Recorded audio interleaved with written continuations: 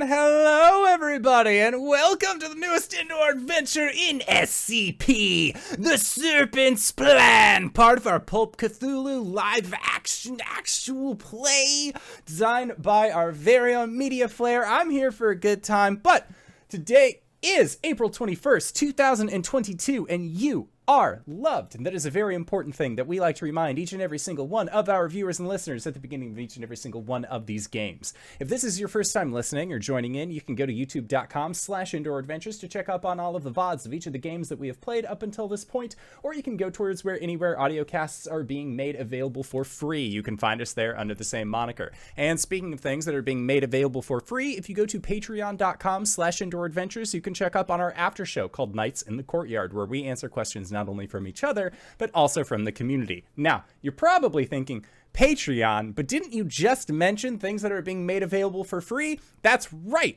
At our Patreon, all of our posts are being made available for public. So if you just head on over there, again, you can check in on that after show and ask us some questions, hear the answers to some as well. Speaking of which, if you join our Discord, the Twitch, or the link in the Twitch chat off to the side, again, you can join us in that Discord, ask us those questions, and we will do our best to respond in kind. But let's say you already support us on Patreon, you already support us on YouTube and Twitch and all of those other wonderful places, and you're trying to think to yourself, where can I go to help support this fantastic show even more? Well, guess what, buddy? I got your back, quite literally, in fact, because if you go to indooradventure.redbubble.com, we got t-shirts, we got posters, we got mugs, we got crop tops, throw pillows, shower curtains, stickers, clocks, bath towels. We even have face masks. That's right, we have face masks with the symbol of Tiamat upon them, designed by our very own Cyberwolf 1201, where all of the proceeds for our merch currently is actually going to help support Doctors Without Borders. So if you would like to help support a good cause, and maybe eventually we'll start taking revenue from merch sales again, but you know, the world kind of has to chill out a little bit first before I feel comfortable doing that again. So if you'd like to help support a good cause, you can again go to indooradventure.redbubble.com. That is indooradventure, no S at the end, .redbubble.com. But that is it for my opening spiel. So hey, PB, who are you playing today? Hi! Today I am playing Maggie, who uses she, her pronouns, and I'm PB from PB Plays Inside, and I use she, they pronouns. All right. It's me. Hello, everybody. I've never gone second before on this channel. I am the indoor adventurer, he, him, and today I'll be playing as Bucky Howard. We both use he, him. I love you, indoor. Okay, Greybeard of Greybeard Tavern, and today I'll be playing Klifton Kai. He uses he, him, and I use he, him. That's it for me, GB. Mute button's not working. Hi, everybody. I'm Wings, also known as Danae Keener. She, her, and I'm going to be playing as Revna. She, her. And you're muted on Zoom, or at least not close enough. I should unmute myself before I introduce myself, or else no one will know who the hell I am. I'm Mediaflare. I use they, them pronouns, and I'm going to be operating as your, typically people call it Dungeon or Game Master. In this universe, they are called the Keeper. Let's get started in this amazing little adventure. I'm going to hand it off to the person who is going to be filing the incident report for the Foundation so that they can let you know what has happened.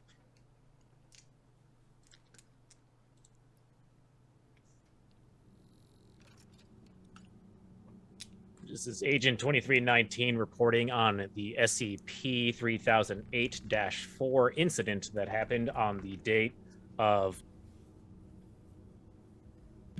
2000. We'll begin by a brief explanation of what SCP-3008 is in order to orient anyone reviewing this document. SCP-3008 is an entryway or emergency exit into an Ikea, which is a mass furniture facility.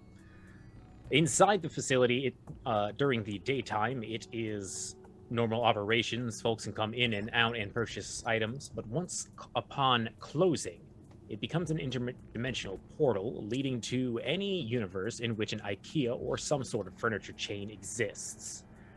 We've sent drones in the past in order to gather some data, and I've learned a few things about this place.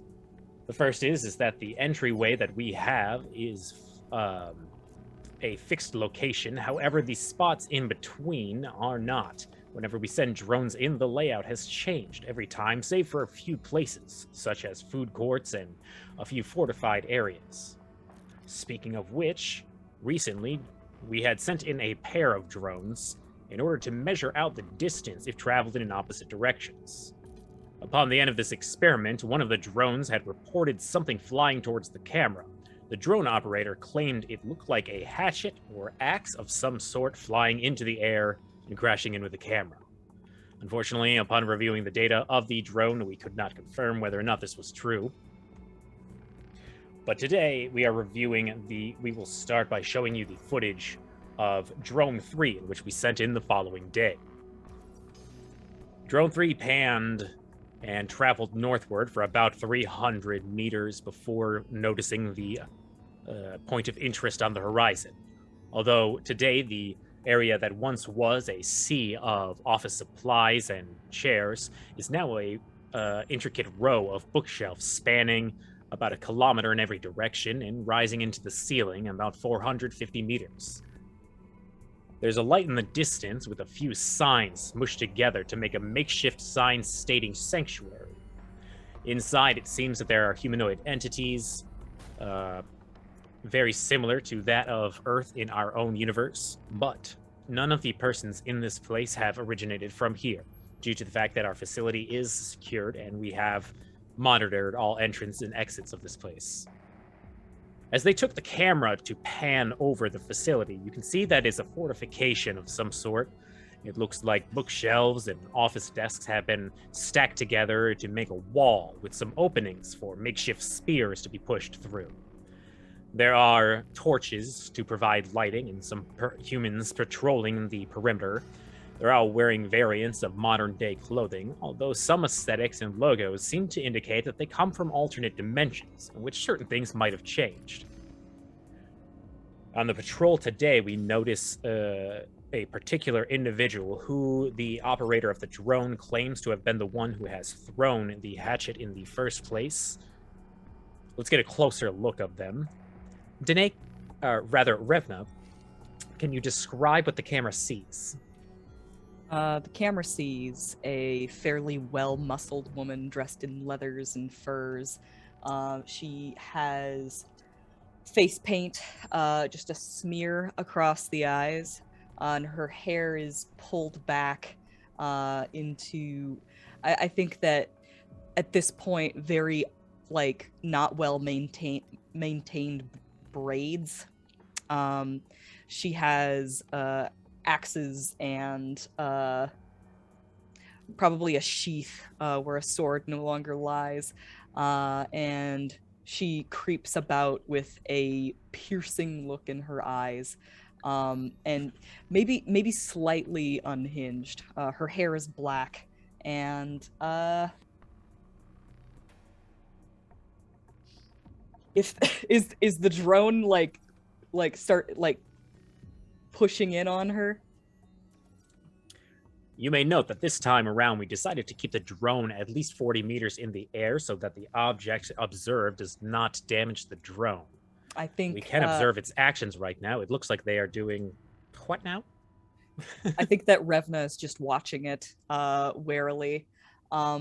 She knows the range of her axes, so she's just keeping a hand on one of them, and she's watching to make sure it doesn't get any closer. There is a spark of intelligence in her eyes. All right. Can you give me... I'm trying to zoom in on this damn character sheet. Get out of my way, other character sheets. But yeah, legit, just stalking through the aisles of this Ikea. It's no kidding a Viking. It's just full on old school leathers and furs Viking.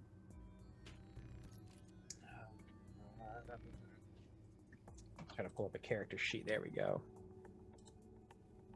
Can you provide me a listen check?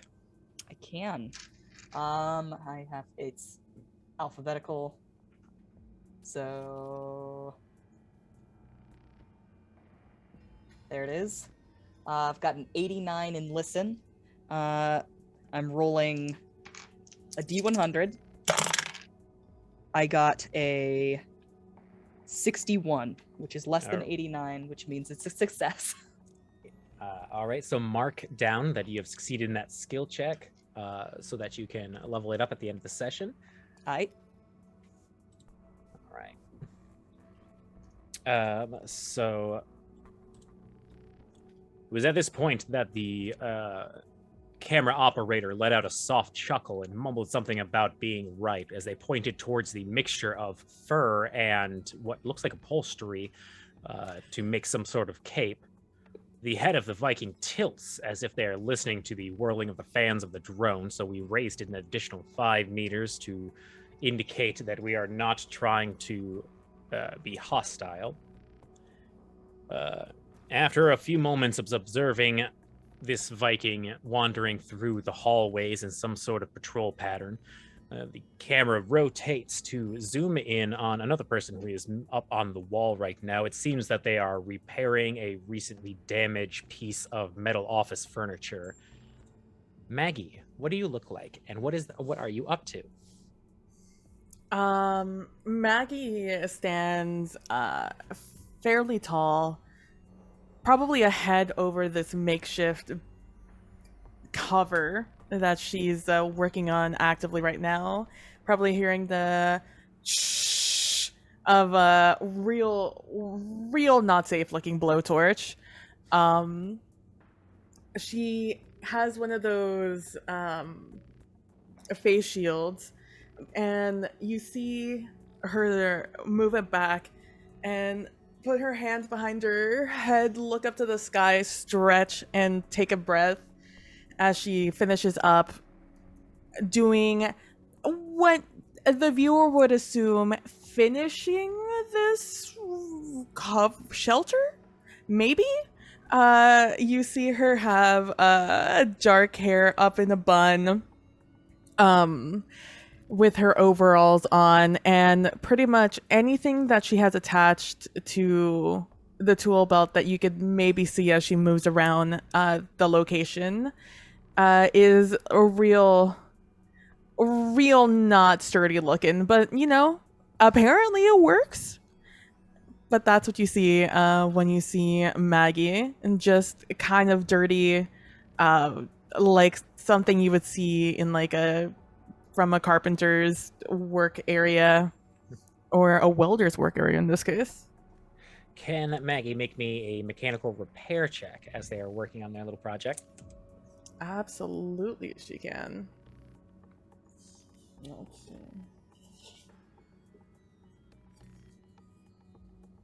Now, remind me which die I roll for this one. So you always will roll a D100 for a percentile. Okay. You want to roll lower than whatever your score is. Let me know if you roll less than half or a fifth of it, as you have written in your skills as well. Okay, I got you. All right. And you said mechanic? Mechanical repair.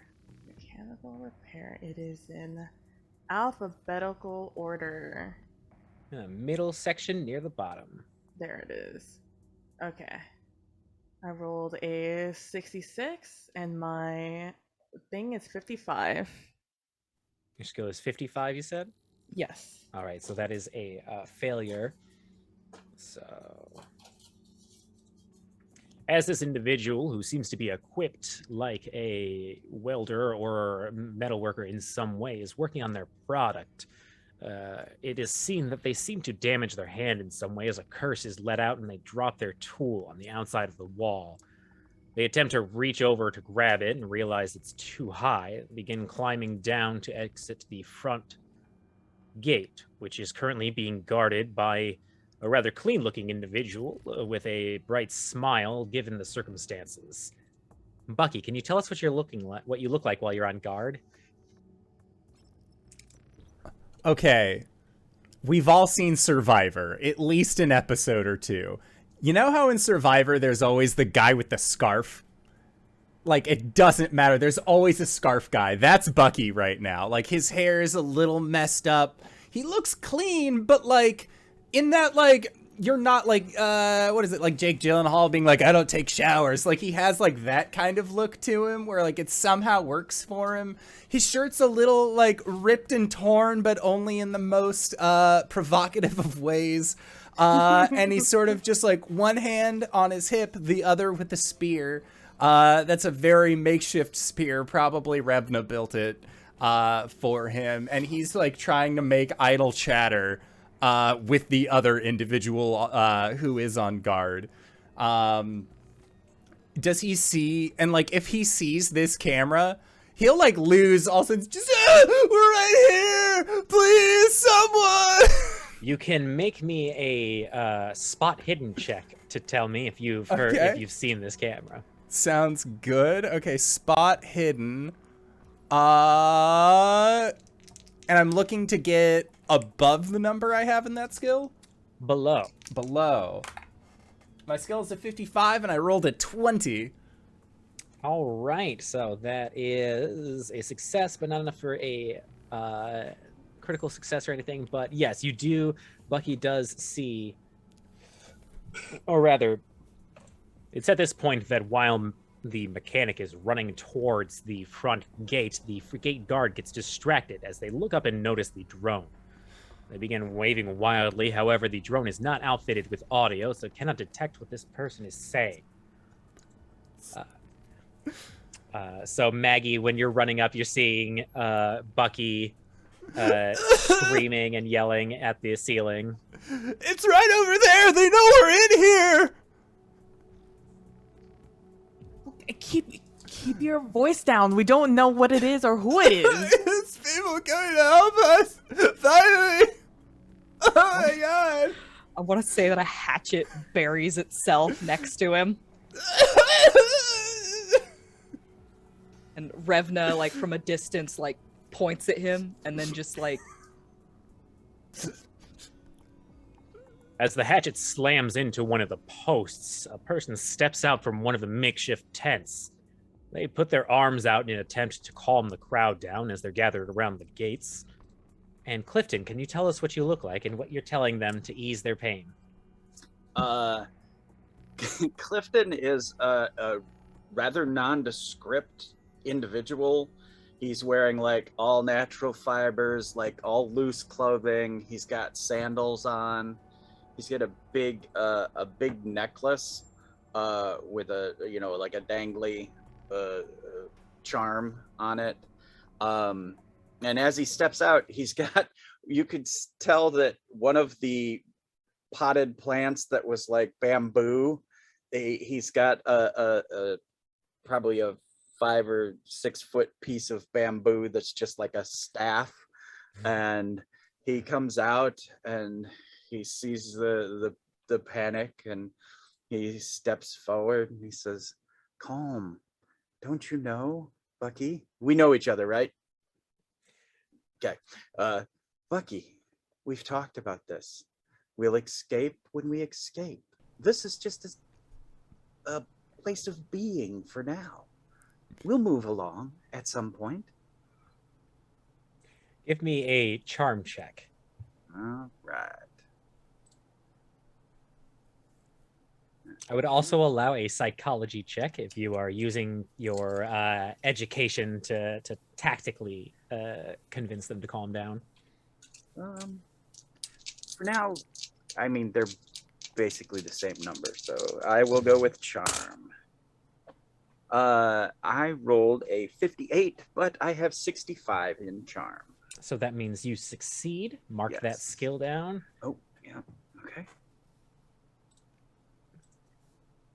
Whatever was said by this particular individual, who seems to be outfitted like some sort of spiritual or guidance counselor, the individual at the gate begins to calm down. Looks like the mechanic helps them catch their breath, and they begin to gather to discuss something.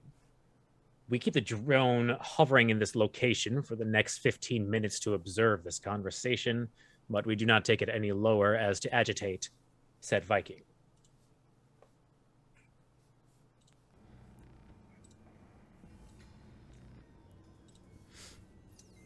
So the four of you now are down at the gate. Bucky has calmed down from their panic and attempt to wave down the eye in the sky. I just think, like, it's not cool of them to always be sending those drones. They know where we are. And I think, how am I supposed to get back to Claire?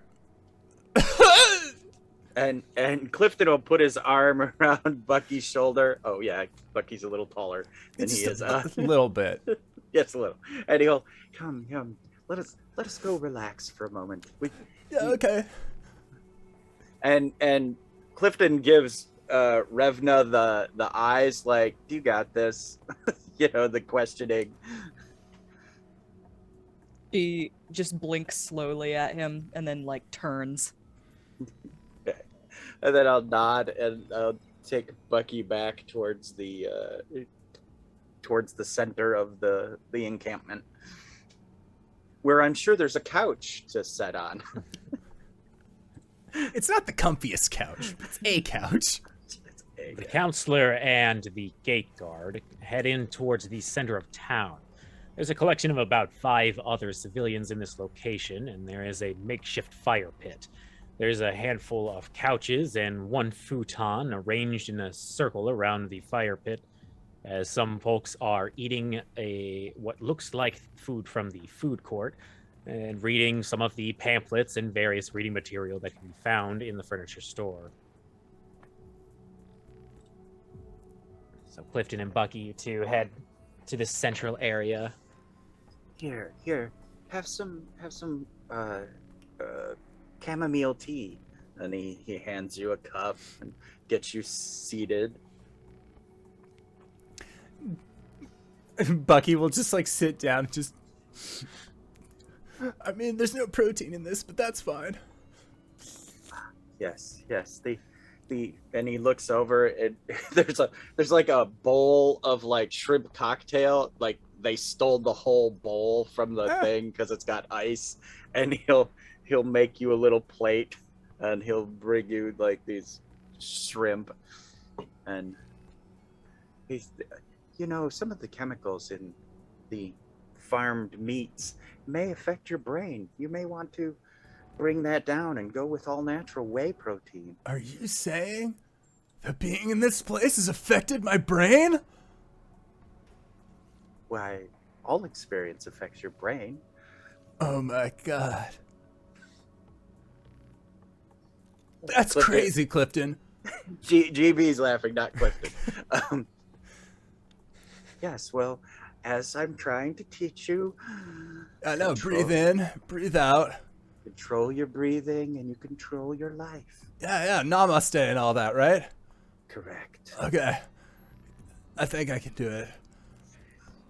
And Klifton gets himself some tea and sits there with him. Like, if he needs to talk, Klifton will continue, but otherwise it's just sort of, he's breathing purposefully, trying to get Bucky to mimic him.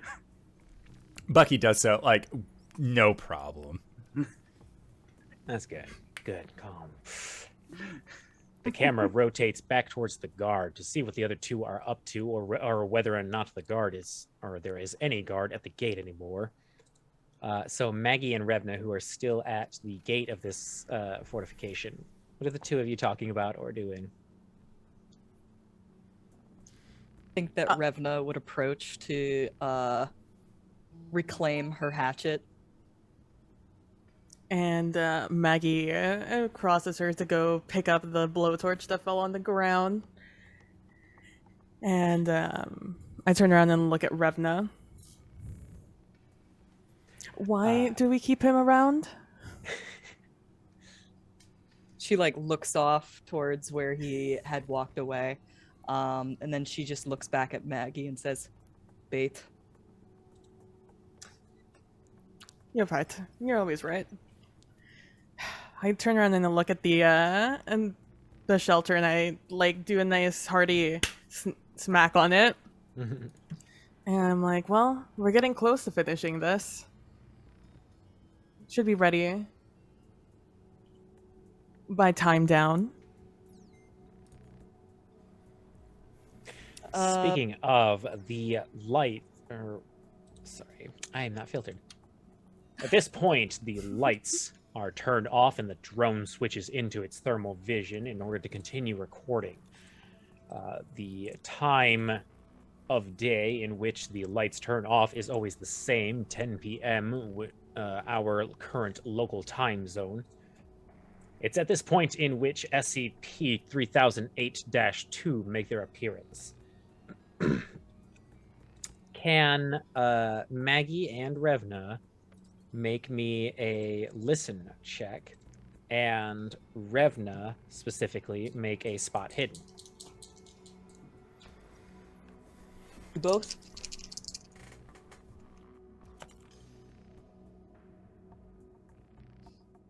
Got a 30 on my listen. I already know that's lower than my listen, so here comes the spot hidden.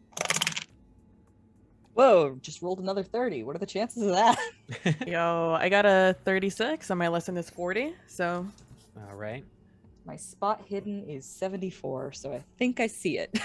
Perfect. It's at this point, both the mechanic and the Viking at the gate snap suddenly and turn both of their heads in the same direction. The camera zooms out a little bit in order to see what they have spotted. And there's a trio of about 8 foot tall, gray-skinned humanoids wearing the Ikea employee uniform. Their bodies are twisting and moving in an abnormal fashion, their joints not operating the same way a normal humanoid does.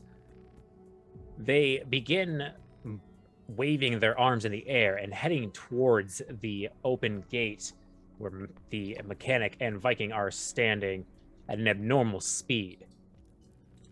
The two of you down there hear them very calmly saying, "I'm sorry, the store is closed. You will have to leave." But no better. There are a trio of these golems chasing straight towards you. We've got gates, right? Can they be closed? They can be. I think that... How quickly can they be closed? Are they very large? The doors are like just a pair of bookshelves that you have on some wheels from like the loading areas of Ikea that you slide and then bungee cord like a trio together. So it's easy to re-shut. All right. I think that Revna would push Maggie back into the fortress. I let myself get pushed in. Already making my way to go in, but just taking the extra little whoop. Close the gates. Bungee cord them shut. Then Revna stands back with a weapon ready. Maggie takes out one of her signature 10 mils. It's at this point the Viking shoves the mechanic back into the fortified area, and the Viking and mechanic quickly seal the gate back up. The individual on the outside of the gate grabs and readies their melee weapons, a pair of hatchets, one of which looks like a makeshift weapon, the other one much older, seeming to be made from prior to entering the facility. We're going to enter into combat phase in order to track everyone around this. So I will explain how that works, since it is the first time y'all are doing this, or most of y'all at least. I will be tracking the initiative order by your dexterity scores. So let me get a notepad open.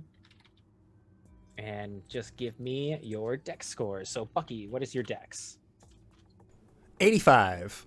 85. All right, and then Maggie? 30. 30. Okay, Revna? Mine is also 30. 30. Between the two of you, the higher combat skill will go first. Yo. And then Klifton. 45 on dex. 5. All right. So you are going to go before those two. And what is the dexterity of these creatures? Let us see.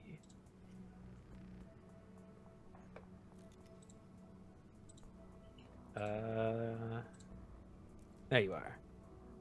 Their dexterity is faster than everyone but Bucky.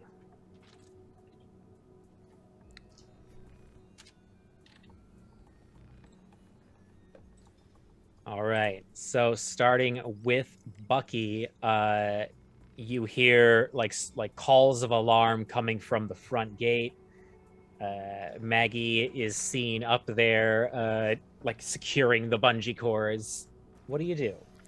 So I think if we have like a lookout tower or a high place, my prerogative would be to get to said high place with any kind of like throwing utensil, and try and basically like, if anybody else is coming towards us, I want to be able to say like, oh, looks like they have reinforcements, that kind of thing. Because I don't think Bucky's going to do much of anything close quarters. But if you give him like a few rocks or like table legs to javelin at somebody, he'll probably be much better at that. So yeah, he would be on lookout, offering assistance if possible. If not, he's just throwing shit from afar. All right. Is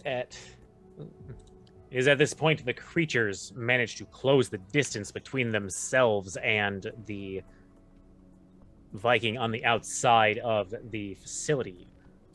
The three of them begin slamming their fists like maces towards the Viking in an attempt to attack. And I will roll. I need dice. What am I doing? I'm not prepared for combat. All right, roll me that percentile. All right, the first one, the second one, and the third one.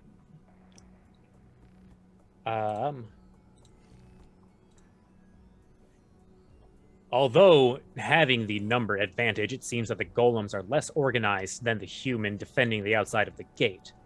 They managed to parry most of the blows. However, one of the golems managed just to strike the Viking in the side, delivering a heavy bruise. You can see the individual wince in pain, but it does not seem to affect them for long. Take 1 point of damage, Revna.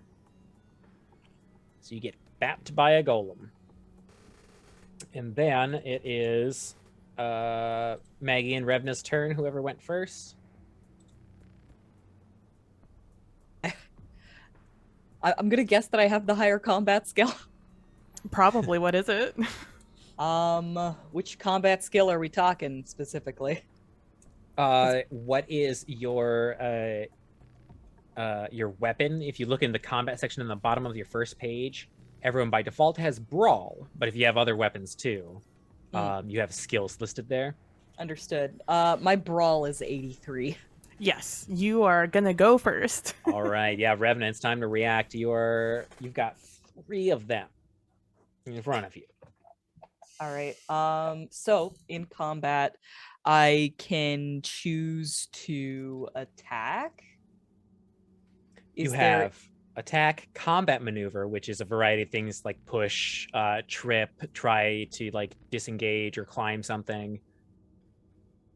And you can try and flee as well. All right. I think Yeah, that I actually have a cheat sheet for combat I can put in our Discord for y'all to look please at. share. Ooh. There you go. So on the first page there is the section for combat, and it shows you everything you have as an option. Mostly it's fighting or flighting in some variation. Understood. Okay. I think that I should like to attack back. Just out of curiosity. To see. It seems that I can hold my own in combat against these guys, so I'm gonna try fighting for at least one round, and then if I start hurting, then I'll start looking into getting out of here. Right. So So once you're both in melee, the way it works is you'll make your attack, and then the opponent gets to choose whether or not they are going to fight back, dodge, do nothing, or flee. The creatures are going to fight back, which means they will roll a brawl check with you, and if they succeed at a higher success level than you, they manage to stop you from doing damage. All right, I'll give it a go though. We'll see how this goes. I'm just curious. All right. That is a 56. My brawl being 83. All right. So you both succeed at the same level, but you are the challenger, so you will succeed the tie. So you do manage to hit. All right. So you're using your hand axe? Yeah. Do you have the damage for that ready? I don't. Okay. Somewhere in the investigator handbook there is equipment. Here, I can also flip as we do it. Stand by, the audience. We are all getting adjusted to a new system. Truth. All right. We need to find you weapons table, page 401. How you do that? Somebody subscribed earlier. Aw, thank you so much. Here we go. Hand-to-hand weapons. You are using an axe. We'll say hatchet. Mm-hmm. So that is 1d6 plus 1 plus your damage bonus. Okay, 1d6 plus 1 plus my damage bonus. And my damage bonus would be...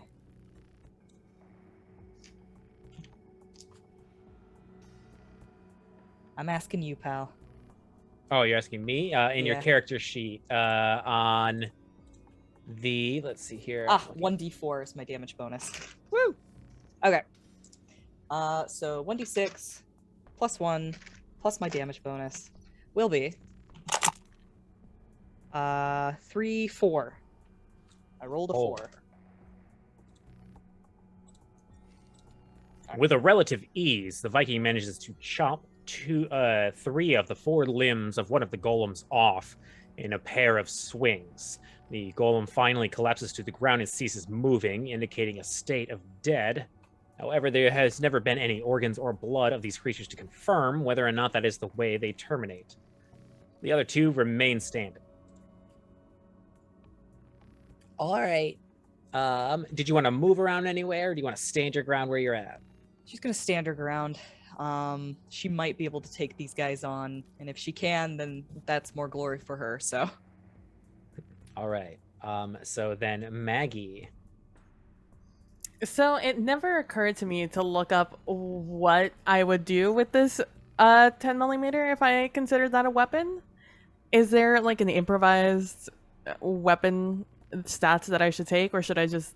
When you say 10mm, I'm assuming we're not actually talking about a pistol? Wrench. Okay. No, the wrench. The wrench. So a wrench, let's see here. Call of Cthulhu's got rules for tools.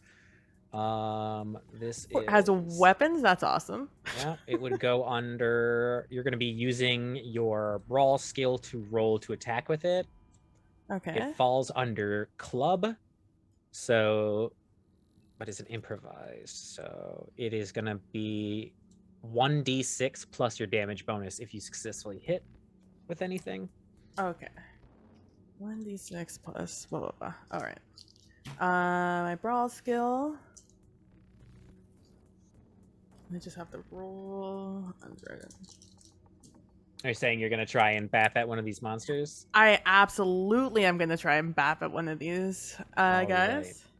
Right. You are going to be rolling with a penalty die because you're swinging through the furniture at the monsters. What that means is you're going to roll an additional tens place on your D100 and take the lower result. Oh, okay.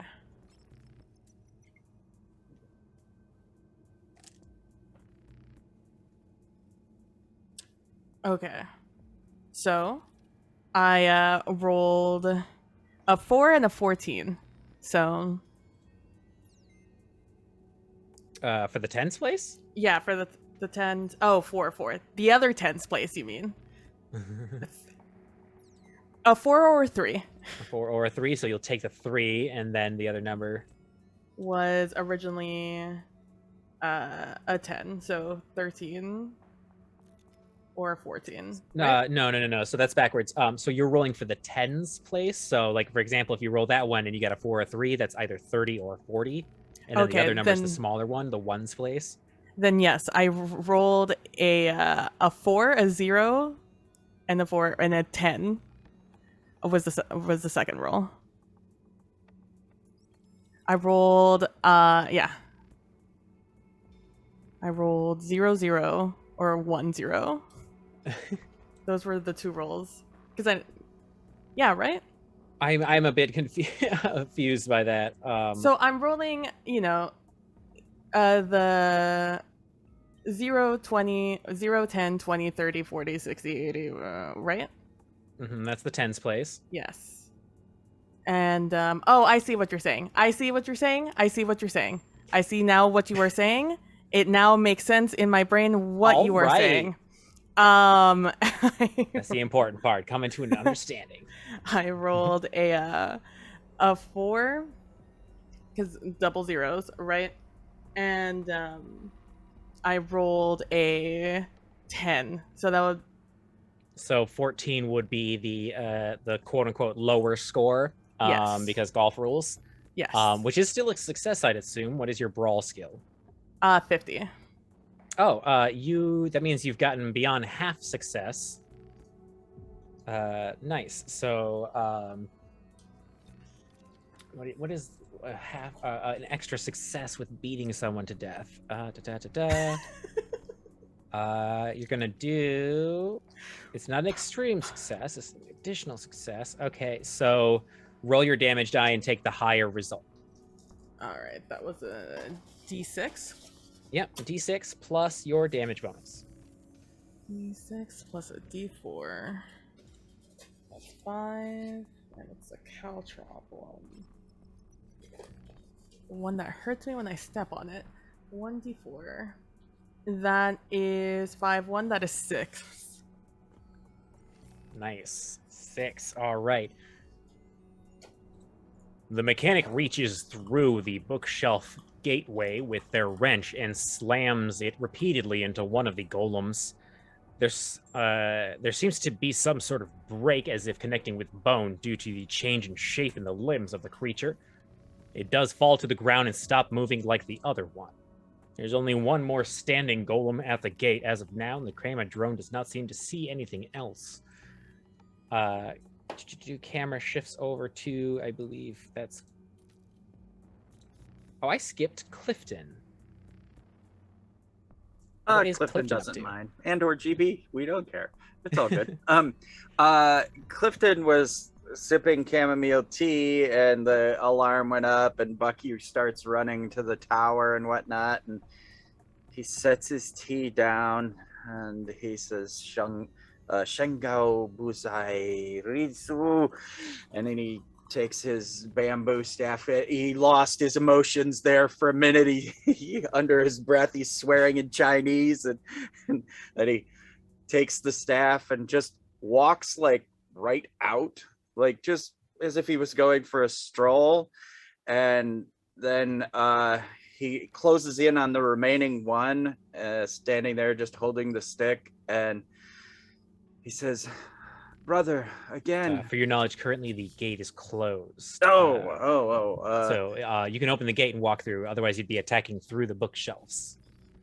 Yeah, I guess he will, since there seems to only be one left, and Revna's out there. So yeah, he'll snap the bungees, swing the thing open, and walk out, saying, "Brothers, we have talked about this every night.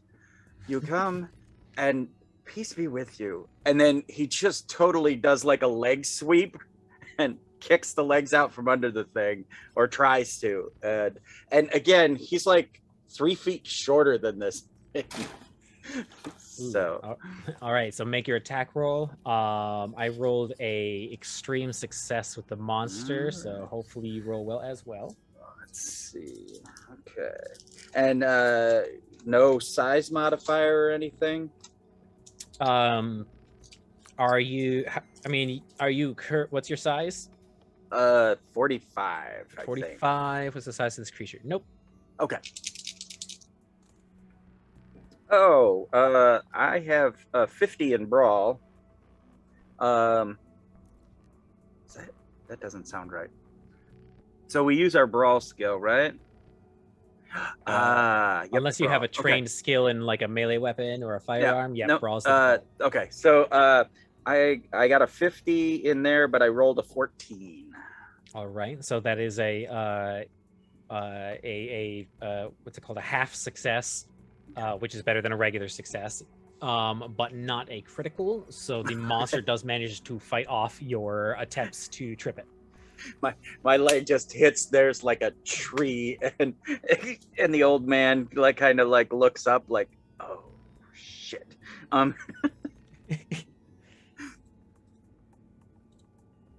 Attempting to join the fray, the shaman-type person swings their staff repeatedly and attempts to low-kick the creature. There does not seem to be enough force or speed to topple it, however. It is at this point the camera rotates to do a quick survey of the rest of the fortification to see what else might be going on. There are a total of 24 other golems climbing over the walls of the facility. There's a large golem, about 3 times the width of the others, as it has seemed to create an opening, bashing through the makeshift fortification, and has grabbed one of the citizens, or the humans, who was once standing around the fire in futons, and has grabbed them and pulled them, separating the upper and lower portions of their torso, and spreading bodily debris over the creature. Bucky, it's your turn now as the initiative ticks over, and you're the only one still inside the center of the area, and so you actually saw that happen. Can you make me a sanity check? Namaste! Namaste! A sanity, huh? Well, My yeah. sanity score is a 70, and I rolled a 32. So it's freaky, but it did not affect you. It's just like video games. And he is at his high point. He's gonna go towards the Viking. Viking's like, he just watched that. Like, Viking and Maggie both just like one shot somebody. So I think that he is going to leave his small tower, because he doesn't want to get ripped in half. That's not what he's about. And he's going to approach he's gonna approach the other 3, just like full on like knife hands running, and he will like look at them and just be like, we have to get out of here. The barriers don't work anymore. There's like 12 more of those things back there. Derek just got ripped in twain.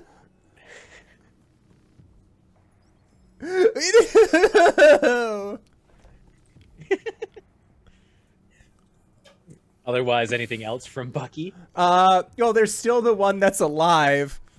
So Bucky is gonna throw a table leg at it. Yeet. All right. So, got a thrown weapon. Let's see here. What is the score for yeet? Oh, throw is the skill. Okay, I got a 20 in throw. All right. The creature is going to roll to dodge. Nope, it hits it. It is going to do 1 plus your damage bonus. Oh, yeah. My damage bonus is -1. So it does 1 damage. Tink. The former gate guard that climbed up in the tower at the beginning of the incursion climbs down from the tower and alerts the persons at the front gate. Joining the fray, they throw a table leg, and it does make contact with the golem, but the golem does not seem to be distracted by it. So now it is the golem's turns.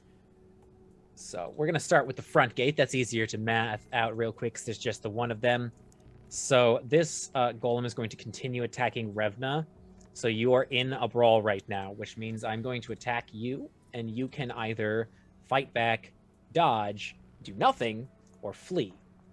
Love to fight back. All right, so we both roll that there brawl check. I got a half success. I got a 30, which is below half of my skill. Does that give me extra? Like, Yeah, so since you got a half success and you are the challenger in the tie, you win the tie, so you do damage. I'll go ahead and roll for that. Just my axe, right? Yep. All right, that's 6 plus 3 plus 1 is 10. 10. All right, so almost with a complete ease, as if this is not currently an emergency for the Viking, they chop the remaining golem at the front gate into pieces as it collapses to the ground. It's at this point that the camera notes, as we have highlighted in handout 1A, that the Viking seems to have some sort of trophy on them. Attached to their hip is a glass drinking container, and inside is the severed hand of one of said golems. Klifton, it's your turn now. You can hear the screams of people inside.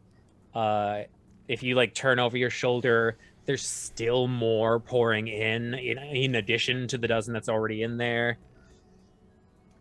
Ooh, yeah, there's no way Klifton won't go back in for other people to try to save them. So, yeah, he will start, trying to do the safety guard kind of, everyone move along. We need to exit the fortress. We stay away from, no, get away from them. Move. Give me a persuasion check to try and rally your friends during the chaos. Persuade. Oh, reminder, as people are making skill checks, if you succeed at anything that you haven't already checked off, make sure to check it off so that you level it up at the end of the session. Does that include things like sanity? Nope, that's recovered differently. All right, cool. So I have a 60 in persuade, but I rolled a 68, so I fail. The monk or shaman heads back into the facility. They wave their arms and seem to be shouting as their chest puffs out. They attempt to get the attention of the other citizens inside the facility, but due to the screaming and chaos inside, no one seems to hear them. And then that would turn to Revna. Currently, this front gate is clear. There's no more golems. Whole fucking inside is full of it. That's incredible. Revna, stands up, yanks her hatchet out of the golem that she just felled, and pointing at Bucky says, "Can someone stop his ceaseless mewling?" And then she looks back into the fortress, and it's just filled with golems, and she I don't think she understands the concept of she doesn't. I don't think she could express exasperation in the same way that this group would understand. But she just sort of stares for a second, and she goes to the gate. How many golems are in there? There are currently 24 inside the encampment, and then there are some still climbing over the walls. It seems that they either are very much into this fortification or they are looking for something. Right. In Revna's opinion, is this a lost cause? Is there some sort of strategery skill that we can use? use your history, your experience being the most of all of the people in this encampment in this particular anomaly. How's about a cult? A cult?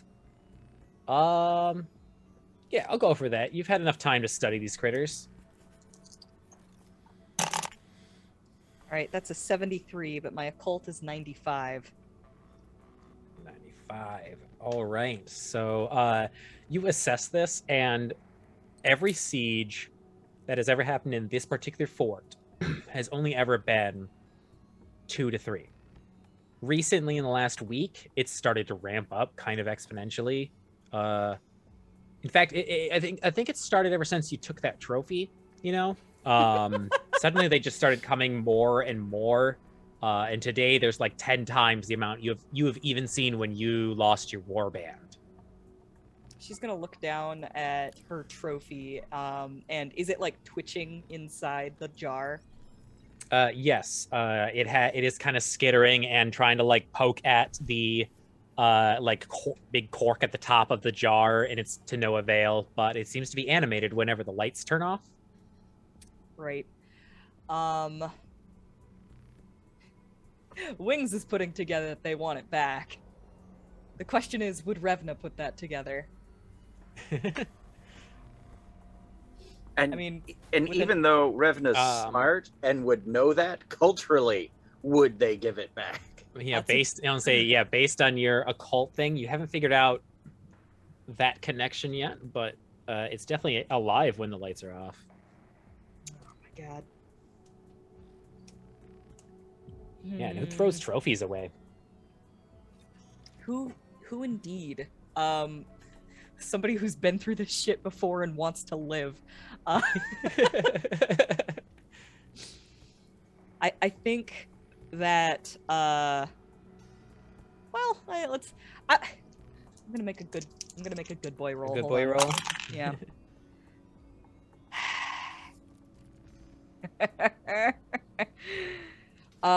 Revna points back at the fortress and says, "It's a lost cause." She like turns around, she starts walking back into the rest of the Ikea. All right. Maggie, it is your turn. Revna has declared an L for the fort and started to head further into the furniture store. I look at her a little bit like they've lost their mind. But then I hear all the commotion and the scrambling over some really haphazardly made walls. And like I look that way and then I look this way and I look that way and I look this way. And I'm like, fuck. And I am just like, oh, Revna hasn't led us wrong yet. And I ready the wrenches in my hands and I go out behind her. And I'm like, come on. It's over my shoulder. I'm like, come on. To Bucky. It is at this point that some of the civilians in the Anomaly have declared a loss to their fortification. They turn to flee into the labyrinth known as SCP-3008. At the same time, the drone gives the operator an alert that its battery is running low and needs to return to the facility. So the drone begins its automatic travel back. Bucky, you do see this drone suddenly just stop and like fucking start heading in a very particular direction as y'all are fleeing this. And it is your turn. Bucky is going to be like, they're finally going to lead us out of here. They're finally going to help us. The guy's right over there, please. And he's just going to be like pulling at like Revna's coat of like, we don't have to live in the Ikea anymore. We're free. Going to lean into him. And she's going to say very quietly, "You will be quiet, or I will kill you." Yes, ma'am. And she looks up at the drone, and she says, "That will lead us to safety?" Yeah. it has to go back someplace. Someplace where there's probably people. And if they have things like that, even if they're in here, they have way better defenses than we had at that fort. No offense, Maggie. I think she'll look to Maggie and Klifton, sort of recognizing that these two have more mental faculties than the panicking one. And the guy with the scarf. Unless everyone was dead, Klifton would not have left the fort.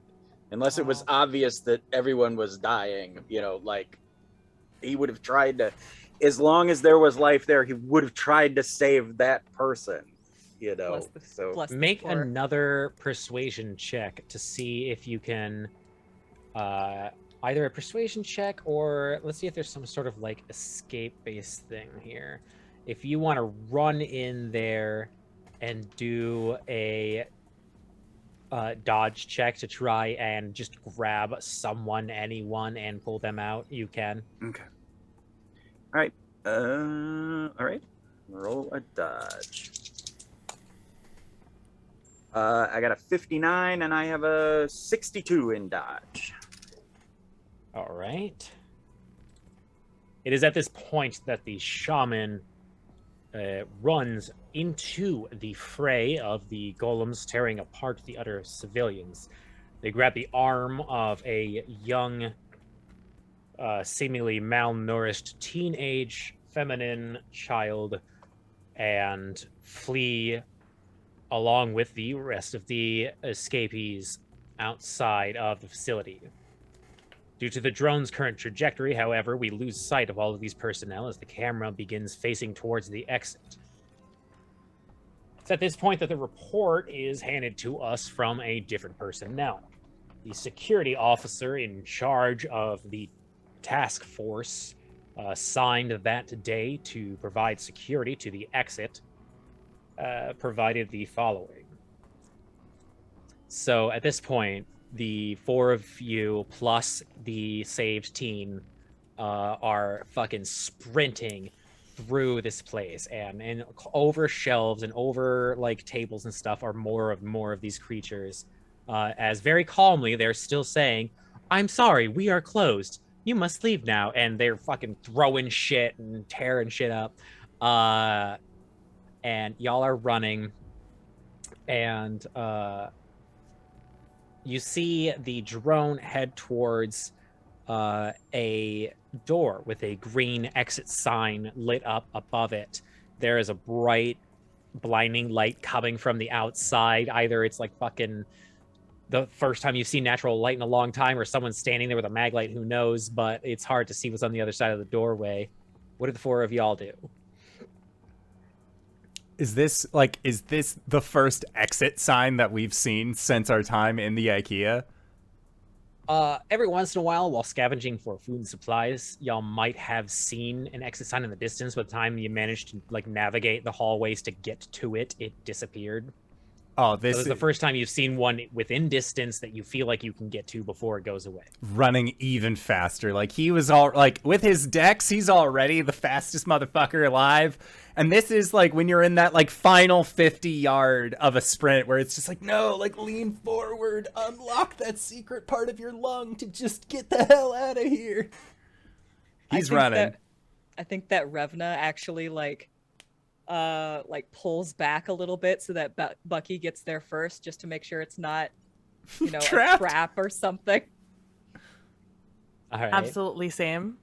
I am right, like, only just a little bit in front of Revna, letting her take up the rear of the group. All right. And then Klifton, where are you at? As long as I'm not going to let the teen fall behind. That's the goal. I don't care where I end up in the whole situation. He sees the door and it's nonplussed to him. We go, we stay, whatever. Okay. But the teen must survive. So then I need Bucky and Klifton to make dodge checks for me. Oh no. No. My dodge is 45. I rolled a 26. Excellent. 39 out of 62. 39 out of 62. All right. So it is unseen from our documents, but Klifton, the kid for a second gets their arm grabbed by one of these golems, but very quickly through some like martial arts that you have learned for meditation purposes, like push the arm out of the kid's grab and just fucking continue chasing. We were provided with a security camera footage of the doorway as a total of 5 SCP-3008-1s, humanoid entities, come running out of the exit. This is the 11th through 14th time that persons have come through this door, so we have had more efficient practices put in. The task force is no longer assigned to fire on immediate sight of motion and stand by for confirmation that the persons coming through the door are SCP-3008-1, not 3008-2. A younger individual came sprinting through the door quickly, and in an attempt to apprehend the individual, one of the task force operators dove on top of them. Due to the panicked state of the individual, however, they managed to dodge the first individual and run for a little longer.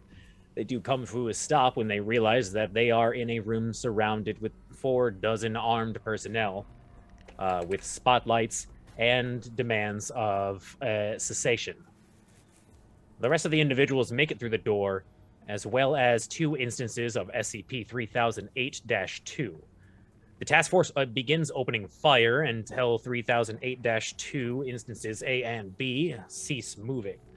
They begin collecting the remains of the anomaly and close the door to the exit, and demand that the personnel that have stepped through the door lay down any weapons that they have and surrender themselves. How does everyone react to that? I am assuming varied.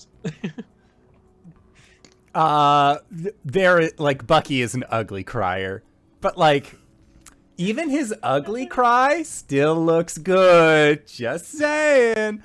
So he's just like, I don't even have any weapons on me. I had a knife at one point in 8th grade, but I gave it to Todd Phillips, and he never gave it back. I'm so sorry. Have you seen 2 guards Claire? begin to attempt to calm down the erratic individual. It seems that whatever the individual is saying on the feed is sympathetic enough to get the task force to attempt to reach them on a personal level. What about Maggie? Maggie,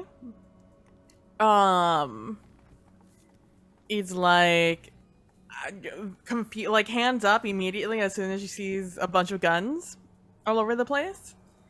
And you know, dropping whatever wrenches she had in her hand at the time, and is like, I never thought I'd be happy to see the police in my life. And slowly, not her first time encountering police, slowly gets down, like on her like knees, puts her hands behind her head, and just makes sure she's the most non-threatening thing possible. 2 task force members proceed to detain the mechanic. They do assure the mechanic that their supplies will be recovered and returned to them after interrogation, and pick up the tools left on the ground and follow them suit. What about Klifton? Klifton steps like in front of the teen and like to protect them, and just suddenly there's this like calm, and he takes the bamboo staff and lays it down, but across his foot. Like he bends and puts it across his foot so he can kick it back up to his hand if he needs to, and then he stands up and just makes sure that the teen is okay, and he's like, you know, giving an eye but projecting that calm. Okay. Give me a charm check. All right. As you are putting on this aura of calm and you are in control of this situation. A 54 out of 65. Nice. Assuring the task force that they were of no harm and demanding both medical and psychological attention for the younger individual, the shaman is then detained as well. They pick up the staff of the shaman as well as assuring them that their products will be returned after detention and interrogation. The young SCP-3008-1 is moved off to a medical facility in order to assess the damage done to their wrist from SCP-3008-2.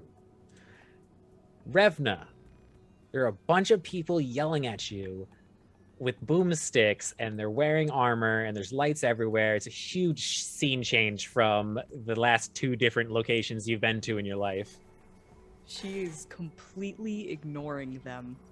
She's just staring at the sky, bewildered, and muttering to herself. And just under her breath, you can hear, Espen, I can see the sun. And she'll just fall to her knees and stare skyward. Nice. Make an intimidate check. Okay. That is a 86. My intimidate is 33. So that's a failure. I just staring at the sky.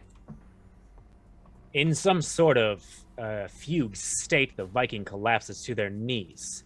With minor hesitation at first, the task force then apprehends the Viking, who goes without struggle, the fugue state remaining until they are moved off-site. Their equipment is also picked up, however, there is no acknowledgement from the Viking whether or not they have understood and or consent to the fact that their equipment will be held until interrogation.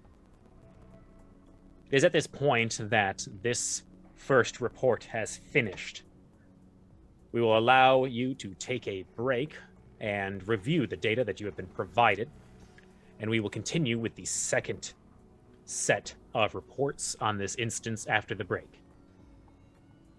All right, so 5 to 10 minutes. Don't go no place unless it's to grab a food, grab a drink, grab a friend, and we'll see all of you guys shortly. All right, everybody, see you soon! And we're back. Hello, everybody, and welcome! We have returned to our indoor adventure in SCP, the Serpent's Plan. But before we do, over the break, our dear friend Levi ended up gifting us 5 subs in our Twitch. So, GB, what happens when people follow or we get subs on this channel while you're here? I take this big maul and I hit that guy in the face. Yeah! It's good bong sounds. Satisfying. Hell yeah. So, with that, hey, Media, take us away. I sure will.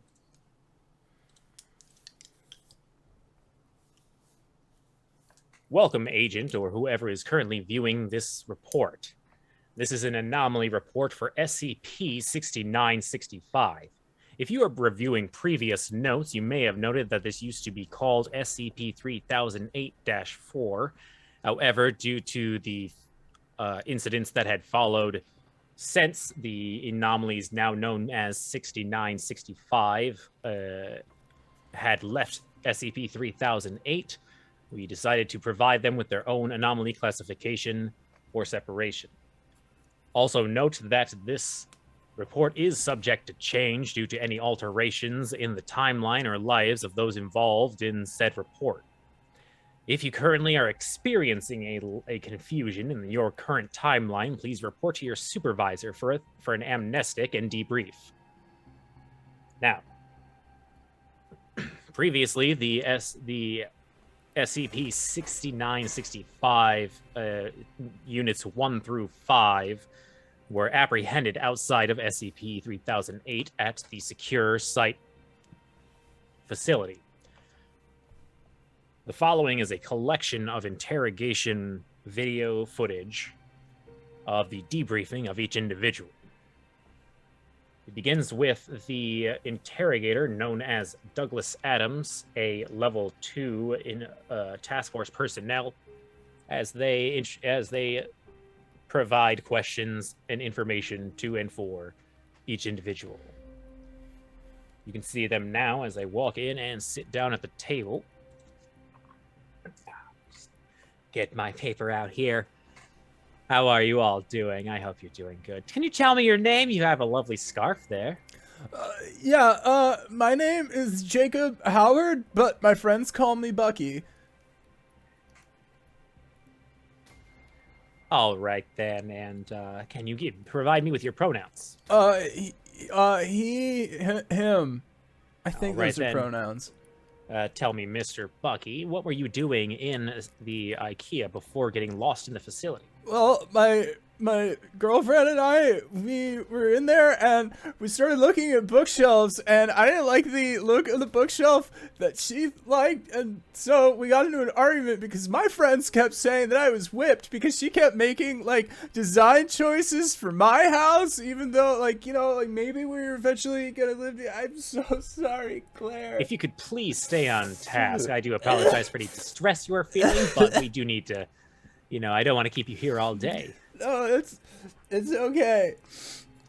What time of day do you think you had transitioned from your normal universe to the universe of that Ikea? What do you mean?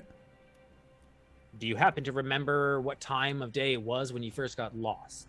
It was close. It was, you know, it was close to closing. We went because we thought that there wouldn't be nearly as many people in the Ikea, you know, because like we don't want necessarily to like be like, you know, like butting shoulders with other people or like feel rushed at all. So we went a little bit towards closing time, and then well, things led to another, and I walked off in a little bit of a huff.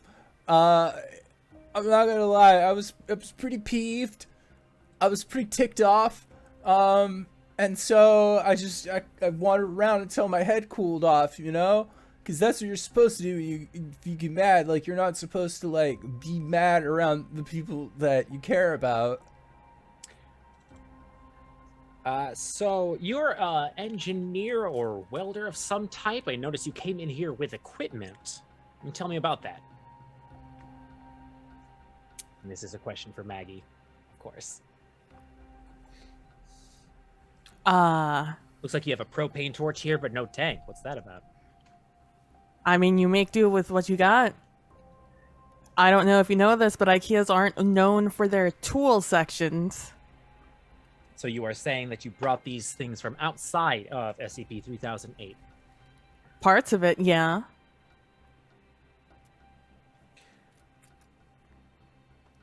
Were you a welder by profession, or did you learn this while you were inside the facility? I was a welder, part-time. Do we get a lawyer, or...? We can get to that. So, I noticed you have a really nice pair of axes when you came in here. That was really neat. One of them looks really old. Can you tell me what that's about? It is ancestral. Passed down from father to son to daughter. Do you happen to know how many sons and daughters they went through? Leading back to the gods. Gods, you say? Now, can you confirm the existence of said gods, or are these things that your people just believe in? My gods have left me. Can you explain that? She just stares off into the middle distance. And would you consider it more of a religion or a type of practice, Mr. Kai? Is it? Yes. He just stops. He looking at him like redefined. He doesn't say he's. You're dressed in some sort of ceremonial attire here. You also came with what I would assume is not a walking stick, based on your stature. It seems that you're physically capable of walking without the assistance of one. So, are you some sort of religious leader, or is this the fashion of your previous world? Tell me about yourself. I've been traveling the plains a while now. and I try to help those I come across. You say you've been traveling the planes for a while. When you refer to the planes, are you talking about SCP-3008? The Ikea is a gateway to other places. Yes, that is something that we've managed to figure out. Now, I do need to let you know that this world you currently in is very likely not the one you originated from. There might be some jarring things once we're done with this interview, but we'll get to that. You say you've traveled this place before. You've willingly gone back into this anomaly? Why, of course. How else would I experience other planes, other than deep meditation or possible ritual? But even in the Great Library, I never found such an incantation with this kind of power. Great Library, you say? That's interesting. And so tell me, I'll be comfortable with you, and I'll call you Bucky. Tell me, how did you live so long on your own before finding this little family that you've formed here? Well, when I was in high school, Coach said that I was the fastest kid that he'd ever seen. And, well, you just gotta be quick. You gotta make sure that you lay low and you hide. And then I saw that really tall lady with the axe. Is she around here? Like, I gotta tell her thank you. But I basically just, like, latched onto her. And if like, anything was needed in, like, a quick fashion, or like, they put a lot of trust in me to go out in front of them and, like, investigate stuff, and because, like, I got really good eyes, I got really good legs, I got great legs, actually, never miss leg day. I see. Do you have any formal education or job training or experiences you like to lean on, or are you a typical jobber? This is still to Bucky. Oh, I mean, like, I like driving. I like cruising. There was like a startup that one of my buddies had, back home, where, like, you would drive around and then people would, like, send you, like, asks on your phone of just like, hey, can you drive me from point A to point B? And, like, everybody loved it whenever I was, like, driving them places, and, like, they would give me, like, 5 out of 5 stars, like, all the time. Is Claire around here? Have you seen Claire? She's, like, a little bit shorter than me, like, really pretty, like me pretty, but, like, prettier. Well, for now, I will be the one asking questions, but I can assure you once I'm done here, you will probably find someone you can get that sorted out with. So, the welding is a very good trait to have. I just want to compliment you on picking up that skill. Do you have any other skills that you bring to the table? What am I here for again? Are there charges or? Oh, no. See, we're just trying to understand the persons that are coming out of this building that you had come out of. You may have noticed with your time in there that you are all a little different from each other. There are strange things you might have experienced for the first time in there. And we like to be cautious. We like to learn as much as we can about these things before we discern whether or not it's, safe. So you're the safe? feds? Yes. Well, we have people working with the Federal Bureau, yes, but we wouldn't consider ourselves directly tied to any specific government, no. Okay. Have So you ever you're- used a firearm before, or is it just these melee weapons?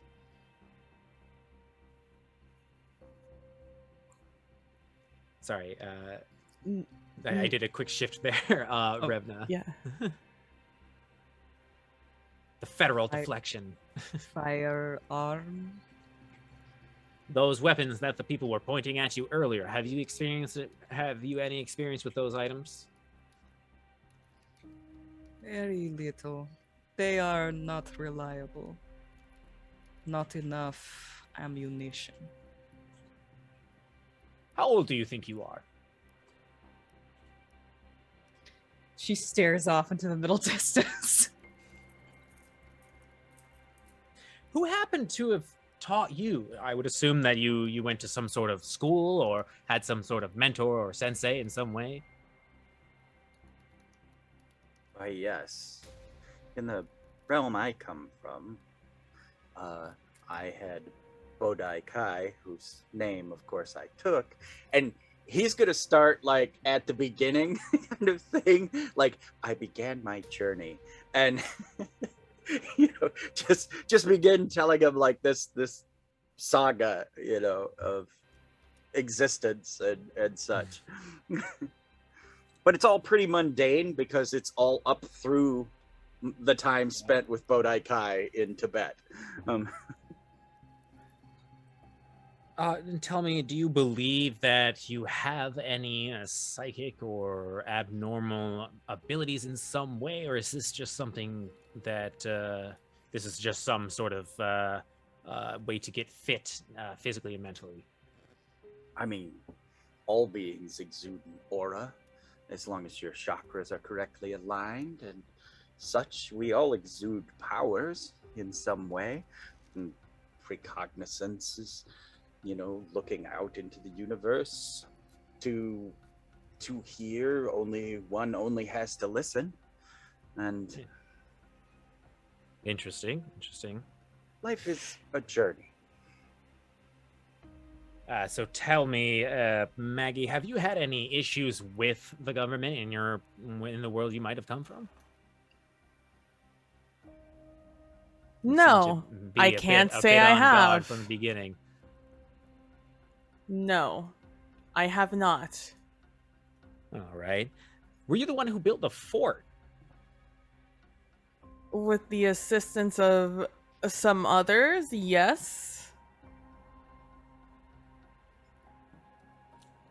How long were you there yourself? Did you manage to survive at any point by yourself, or were you always with someone else? I have been with other people. This is not my first group. Did at any point you come into physical contact with the entities that we call SCP 3008-2, Maggie? The tall gray guys? That's right. Some people call them golems or ghosts. Have they broken your skin at any point or injured you in any way? No, I've managed to stay out of range of those assholes. That's good to know. We won't have to do any, medical checkups or any blood work like that. That saves us some steps. So with those hatchets, how many have you killed? Of the Jotun? Yes, those creatures, the monsters that you fought so valiantly. How many did you make stop moving? It has been too long to know for sure. But at least 70. It's impressive. Would it surprise you to find out that most people are barely able to kill one of these things? No. To note. They killed my whole warband. There were more of you in there at some point? 30. Tell me about the way that you entered. Most folks enter what I would like to believe a different way than you. In the spring, we plant. But in the summer, we Viking. We were returning home for the harvest. And we stopped at a market. The owner tried to warn us. But we did not listen. Arrogance. Once you enter, you cannot leave. Even though they tell you to. Interesting. Interesting. So besides driving, do you have any other skills? I mean, yeah, I got plenty of skills. Like, I'm great at singing, especially to tunes in my car. Let's see. How long can you hold your breath? Oh, it's so long? Do you want to count? Are you counting?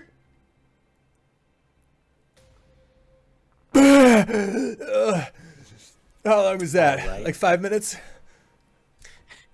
They say nothing as they just write a few things. If we were to release you to the public, Mr. Kai, would you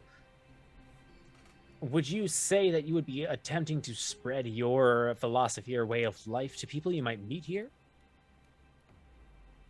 I mean, if someone were to ask for some instruction or healing of some kind, I would give them counseling, but my journey is personal, and I would help them follow their own journey. But there's no religion or practice.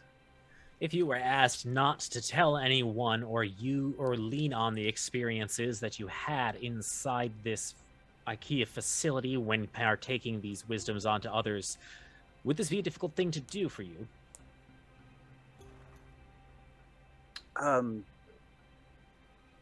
No.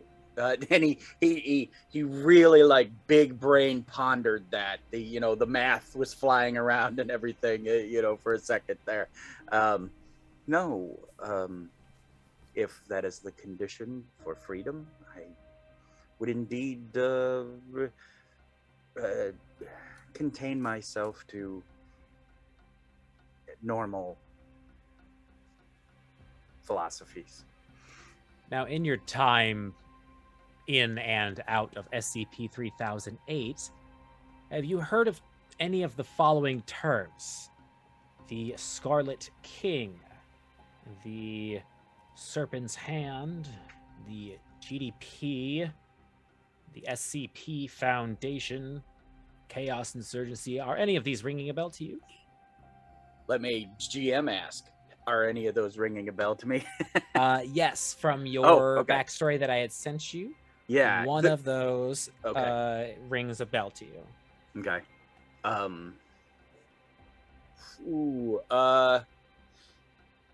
As far as I can tell, am I being I assume I'm being recorded, but am I being like scanned or like a lie detector physically upon me in any way, shape, or form?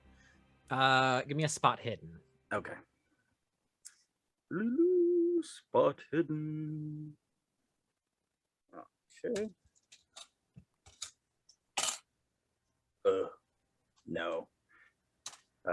88 out of 51. All right. I mean, besides Okay. the obvious security camera in the room and the person with the clipboard, you seem to be just a regular interrogation room.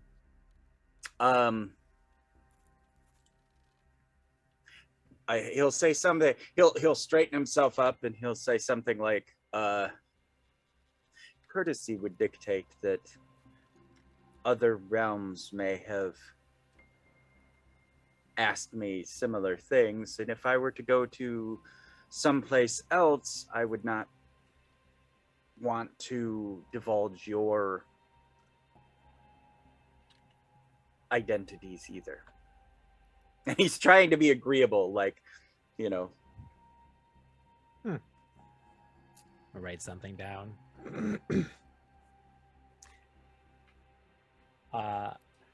And this is a yes/no question, I suppose. And this is asked to all of you.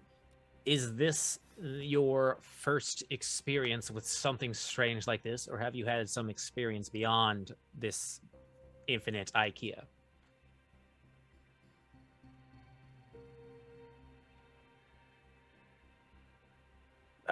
Klifton says, he'll admit, I have touched other realms, but this Ikea was one of the first things of this nature that I encountered, and hence why I go back. All right. And what about the others? No, strangest thing I've ever seen was God knows how old McDonald's burger in the hoarder's car once. Noted.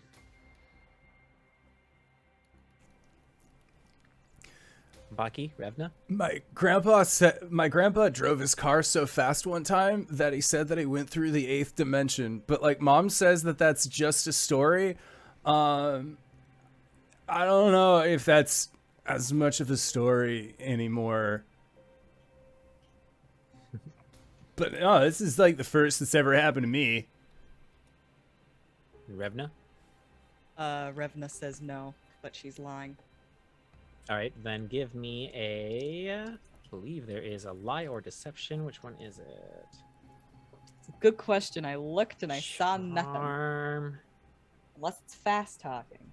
Oh, fast talk. There it is. Yeah. Okay. Fast talk. Talking your way through your teeth.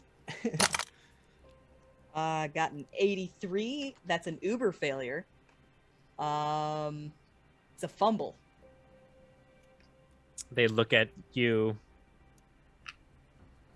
Okay. And then Klifton, as you had told them that, there's a moment where they kind of look towards the large mirror that is in this interrogation room with you for a while. And then this is said to all of you individually. All right, so we would like to do a few medical tests just to make sure that no radiation or diseases or any unknown pathogens have come into our world, and then we will provide you with some temporary lodgings. We would like you to mull over something. Now, since you are currently in a completely different world, and I know that is a lot to take in order to integrate you with society, we are willing to offer you an amnestic. This is an item that would essentially fuzz up your brain a little bit, and make you forget about all those hard times you might have had recently, make it easier for you to adjust without having to remember those things. Or, if you would like assistance trying to return to your world or, do something with what you've experienced here, we can offer you a work release program that you can sign up for, do a few jobs with us, spend some time getting accustomed to the way things work, and, we'll see about getting you home. What do you think? Well, I have to find Claire. So I think if I got a job with you guys, would you be able to help me find her? We could certainly see about trying. All right, cool. Yeah, I don't have any problems with fuzzy memory.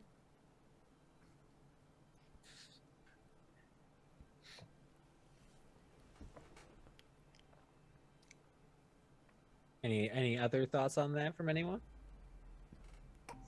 I I also can let you know that this isn't something you have to decide right now. You can get some rest, take a shower, go through the blood work and all that, and we'll talk more then if you need the time. that's gonna be a hard no on the amnesiac, but I would like to get back to my world, so I guess I'm no stranger to the gig economy. All right, that's good to know. I would like to experience this realm as it is, and the fuzzy feeling, I mean, unless it were all natural and that kind of thing, I try not to take vaccines or intoxicants into my body. So you're saying you would prefer to do a work release program, or are you just denying the amnestics? Oh, I would love to experience anything that I could here. All right.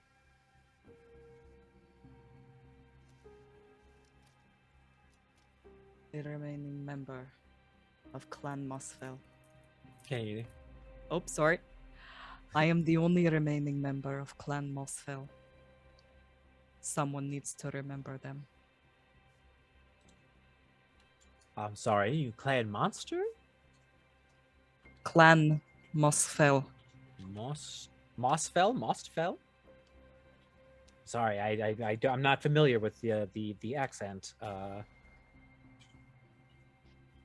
am from Drengard. Rengar, you say? Interesting. I can write it down for you. Sure. And they offer you a pencil and a paper and kind of just like watch. Runes. Right. I suppose. I'm not entirely surprised by that. All right, thank you. All right, so we're going to let the docs take some time with you. They're going to need to do a few scans, get some blood work. You know, nothing too invasive. And please try and cooperate to the best of your abilities. And I'll come by and talk to you later after you get some rest.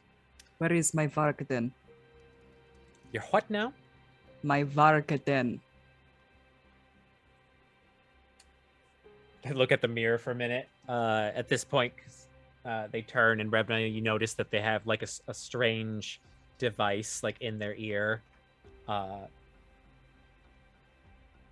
Your hand in a jar. Yes. Okay. Well, that's currently being looked at as well. And you know, if we determine that everything is safe and fine to give back, we'll give you all your things. You know, your little axes and all that. That was won in battle. Do not break it. Yeah. And you just choose to keep that with you, huh? You just no concern about the all right, well. It is at this point that the interrogation is finished and each person is escorted out of their cell.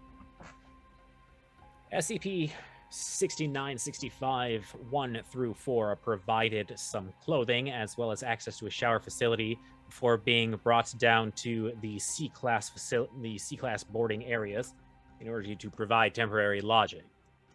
They are given a single 10-meter by 10-meter concrete room with a single bed, mattress, spring, and foam, a single down pillow, as well as a single olive drab green cotton blanket.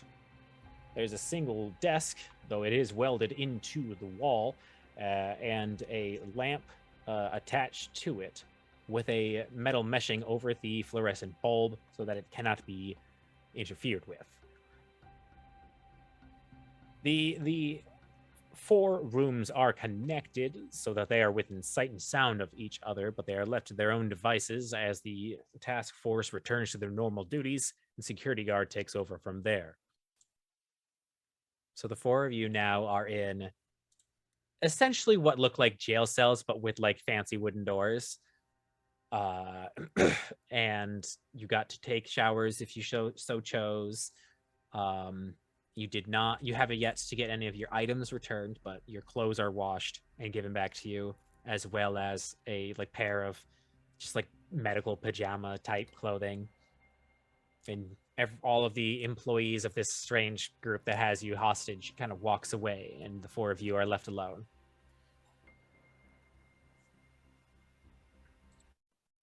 Left alone in the hallway, or like These are like 4 cells essentially next to each other.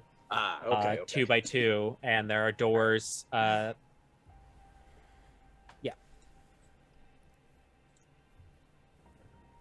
I think that like, because like the medical scrubs, is there like a light t-shirt and then like an overcoat kind of thing?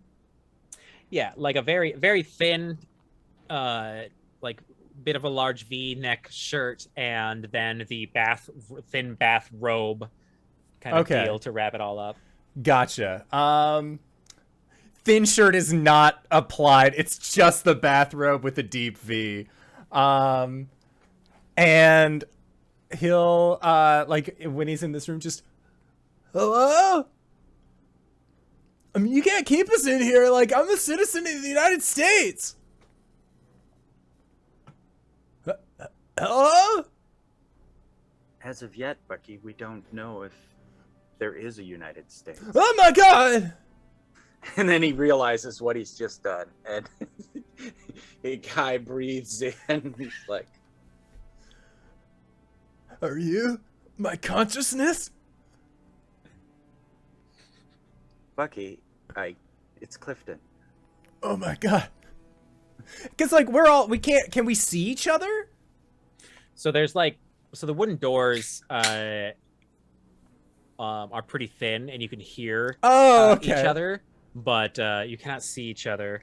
You have plenty of space to pace around in case your current geolocation doesn't do meters and does feet instead. 10 meters is pretty, open. The furniture is made out of metal, right? Yeah. I think there's a crashing noise as Revna starts trying to break furniture to sharpen it into weaponry. All right. And I'll go to the door and open it and try to go over to where Bucky is. Can he open the door? You go to grab the door handle and find that it is locked.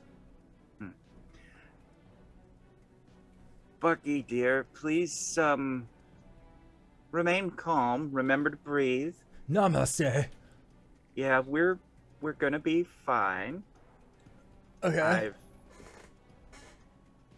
never met these individuals yet, but I going to assume from their nature we'll be okay.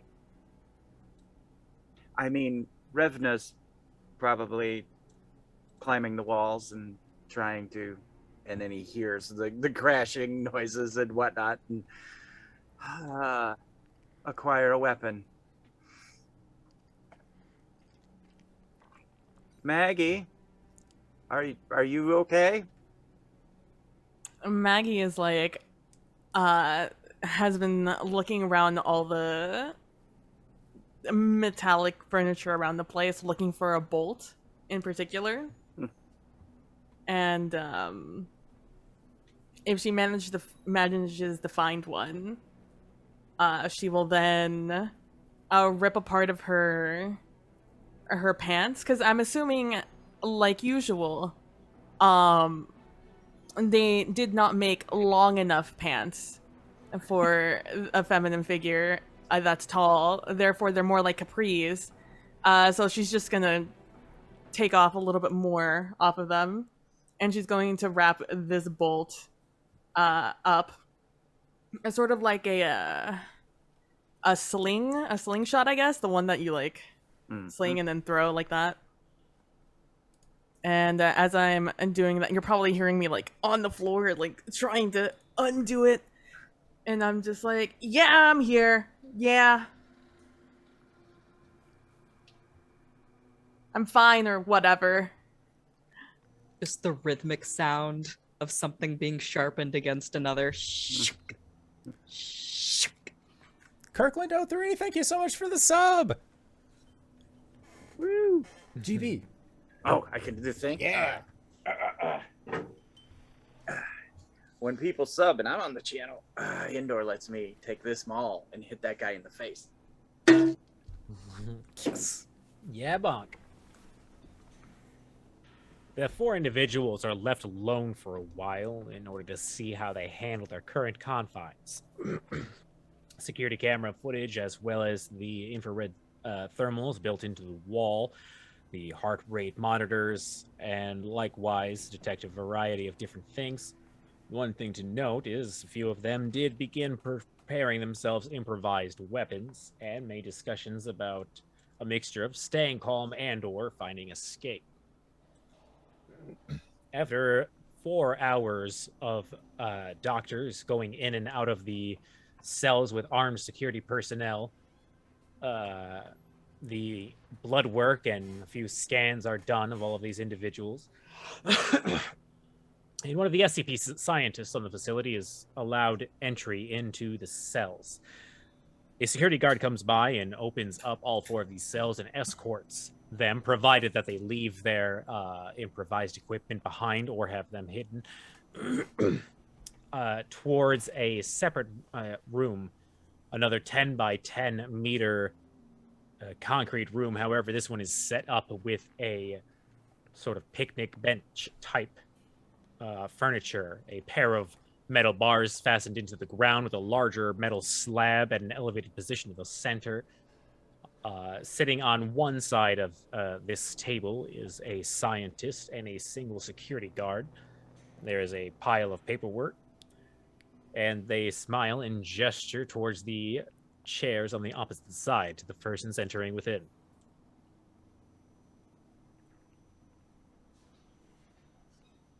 So, if you'd like to take a seat, we can talk about some things, get some of your questions answered. I suppose you've got a lot of them. Klifton waits politely for everyone else to sit down and sits down last unless someone's not going to sit. Revna will sit. All right. Maggie will also sit.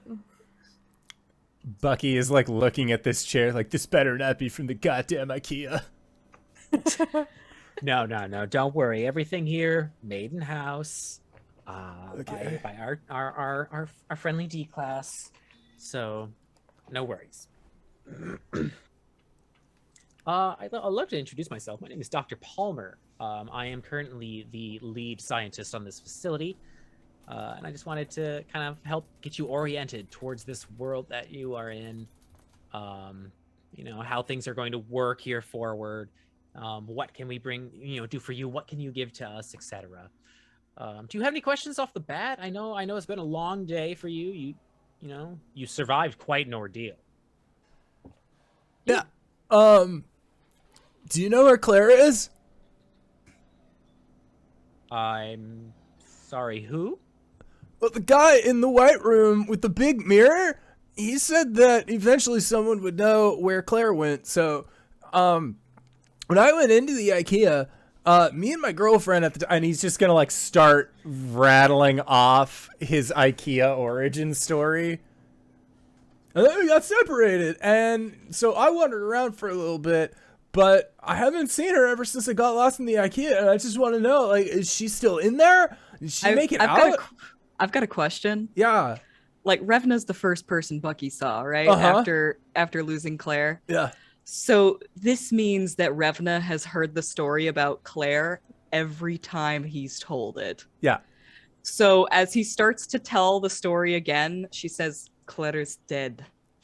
No, Claire? that's impossible. Like, she's too dead. pretty to die. Sorry to hear that. I'm sorry. I do not have the ability to locate anyone, but I can have my assistant here look into that. We've never, Her name to let is you Claire know, you Hathaway. yes. So just to let you know, you are the 11th through 14th, 10th through 14th. The other one is still getting their bones reset, who have come through this place. So we do have a log of those who have come through, and we're not shot down. And we do not have anyone with the name of Claire, and I do apologize for that. She might still be in there. So, Possible. out of character, in the time we spent together, could I have used my clairvoyance to actually find out if Claire is alive or not? Sure. Roll me an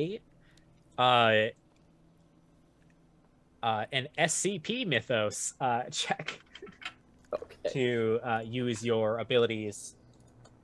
All right. I don't know what check that would be, so just Cthulhu roll? mythos. Oh, ugh. Okay.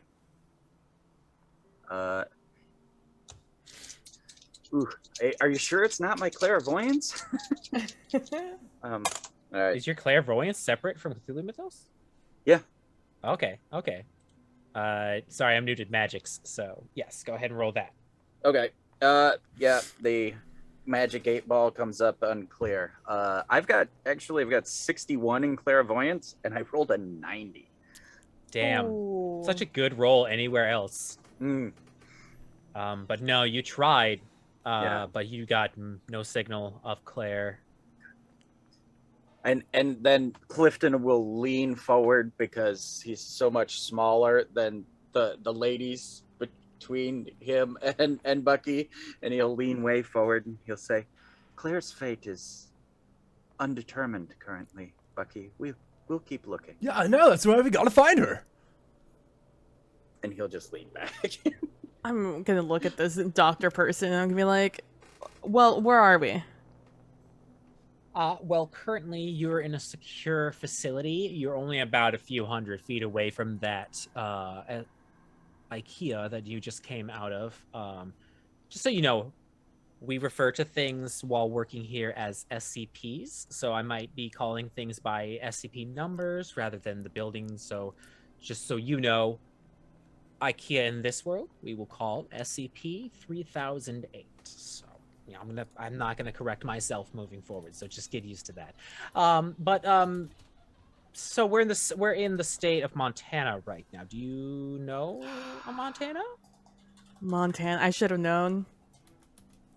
Oh my god. Its name, it means mountain. Yeah, also the middle of nowhere. That's like that Inigo guy. Also true. But yes, so it's a secure facility. You know, we have scientists and security here, and provided with supplies and all of that while we do research on that building that you had come out of. We are the SCP Foundation. It is an organization set up to understand strange things, like the thing that you had just experienced with 3008. Have you in your worlds ever heard of things like, you know, ghosts, boogeymen, Bigfoot, killer robots, those types of things? There was like aliens and a lizard man last I checked. In books. Right. So, well, that's not, you know, that's normal, and that's good. So in this world, unfortunately, we do have a problem with abnormal things existing. So we try and understand them, keep them secure, contained, make sure that people are protected. You know, just try and make sure the sense of normalcy that exists out there is secure, and we don't have people being, you know, ripped from reality or what have you with various things. What's the SCP stand for? You know, we've never gotten a clear answer on that. But so what we would like to offer for you is, based on your communication with the agent earlier, we would like to provide you with certain job positions. We would put you on this work release program. You can, you know, earn some ranks, get some titles, all that type of thing, and we'll give you more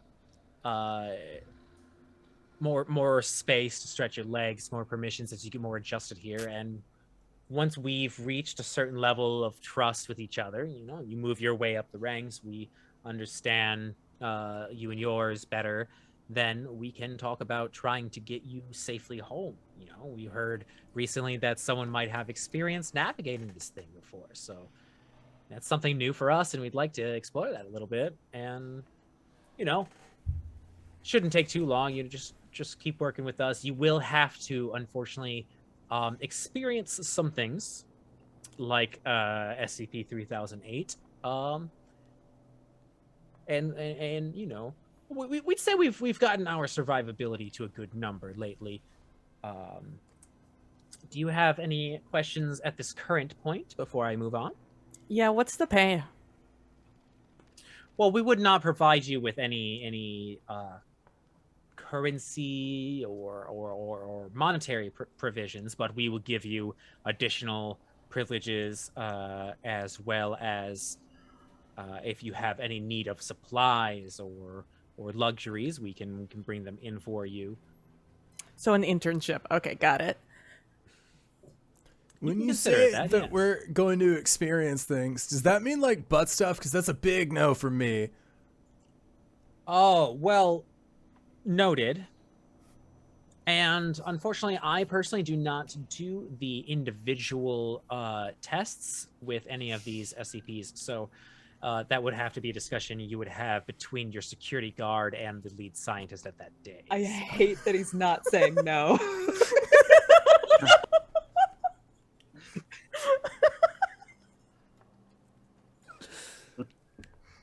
Just gonna So- say individual security guard. That's a maybe. I'm hearing. A maybe. Oh, man. Right. So we heard that you have a variety of skills between you of different degrees, and we'd like to assign you into a position with that. Have you taken the time to think this over? We would love to work with you and benefit from what you can bring to the table as well as help you. But we also don't want to force anything. We can still provide you amnestics if you would like that. No. The No amnestic amnestics. is the alternative. Well, and the other person who has been sitting quietly in the room, who is wearing like tactical gear, bulletproof vest, multiple magazines and clips on it. There's a mag light, etc. They have their arms folded. There are a mixture of different types of scars, like claw mark, shrapnel. The person has a large scar over one eye, and they just go, "There's always termination." Yeah, well, I mean, and we don't have to, move to that type of thing. But we'd like to, these are the options, and I guess we should be honest and upfront with you. I would like to experience this realm. Personally, my SCP-3008 was in Los Angeles, and that is where my journey began. Is there a Los Angeles here? Yes, there is. The place of angels.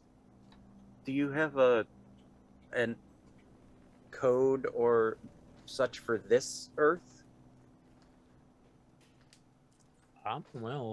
We currently call this the real world, since this is the place that we currently come from, and I suppose that would be something you would consider for yours as well.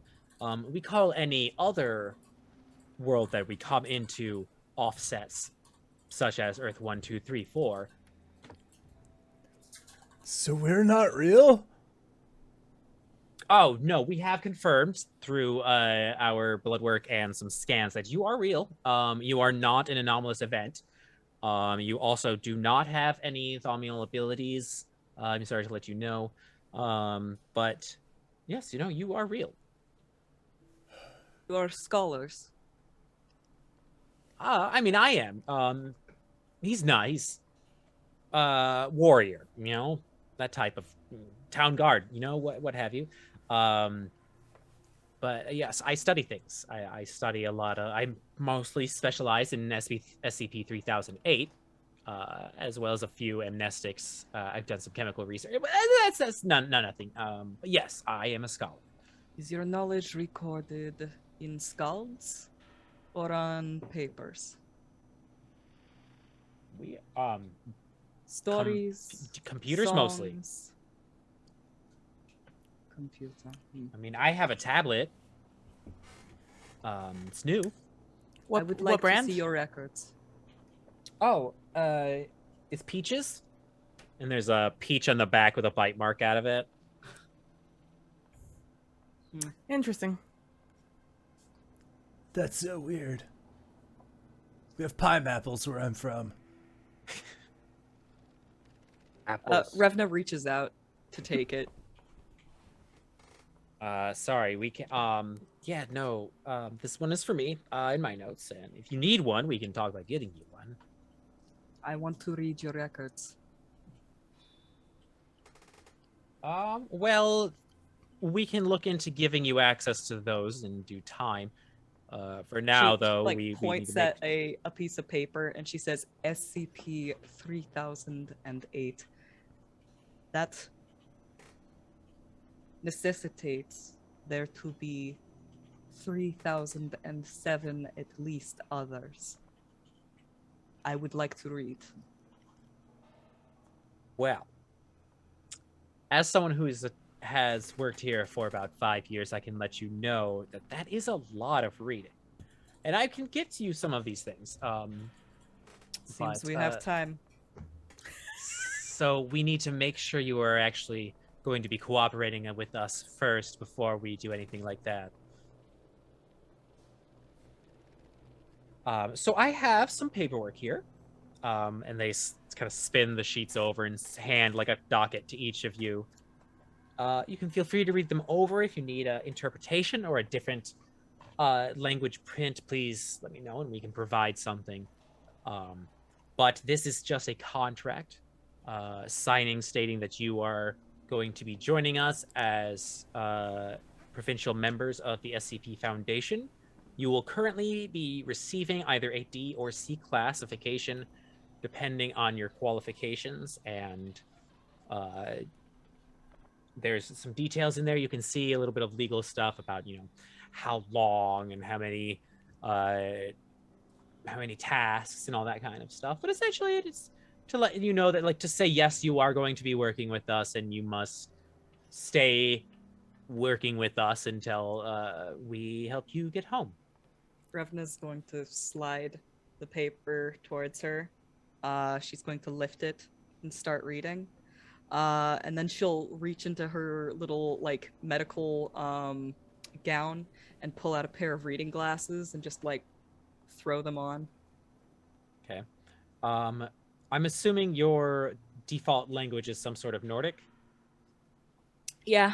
Okay. Like, whatever she spoke in her homeland. Okay. Make a language English check. Okay.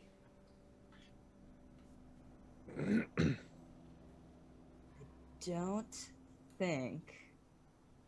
If Yeah, you have it's no not- education in this written word, it's 1% at first. Oh boy, oh boy! I'm still gonna roll for it. Yeah. Oh. Well, that's not a 1. But it was close. 16. This looks exactly like the stuff that people were reading in SCP-3008, but again, it's not Fodrick Newton or whatever language you speak, so it means nothing to you. I think she just sighs in frustration.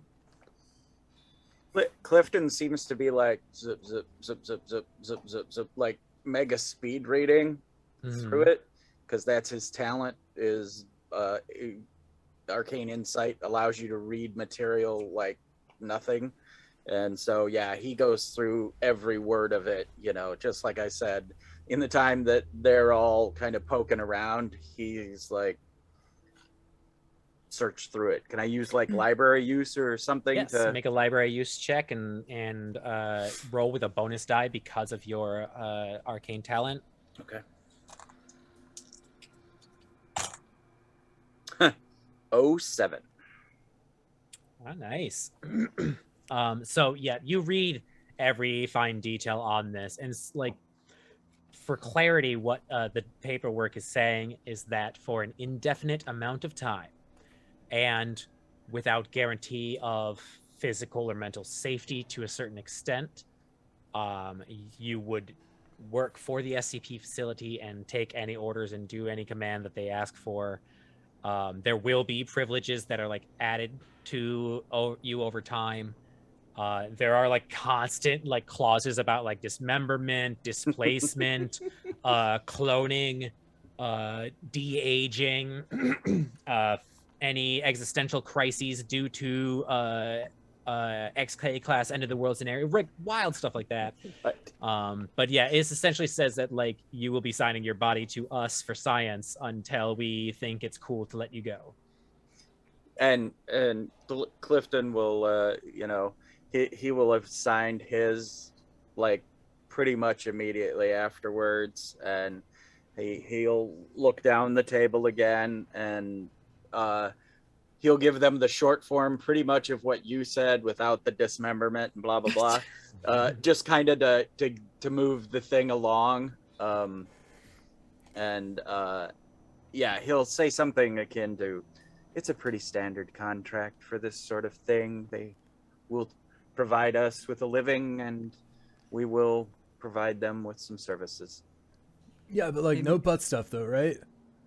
Again, there were no clauses for butt stuff, Bucky. I do believe you are, without a doubt, safe from that. Awesome, and he'll just sign immediately. Like he won't And, even. and then just as he finished signing, Klifton puts up a finger like something sparked in his head, and he's like, "Though there was a clause about alien abduction, so I cannot guarantee your butt safety according to this. But it's a remote possibility." Oh snap! And thank you as they slide the paperwork back over already signed. It's like Maggie has never once in her life trusted Klifton nor anything he says. He's one of those fast talkers, and she's learned in her lifetime that those aren't the people you listen to. So she is just gonna thumb through and read the entire thing. All right, make a library use check. As she is, as she's thumbing through it, like right at the beginning, within the first few pages, I look over at Dr. Palmer. Well, I don't even look up. I'm just still thumbing through it, and I'm like, "And how long have you been working here?" I'm going on my 6th year, actually.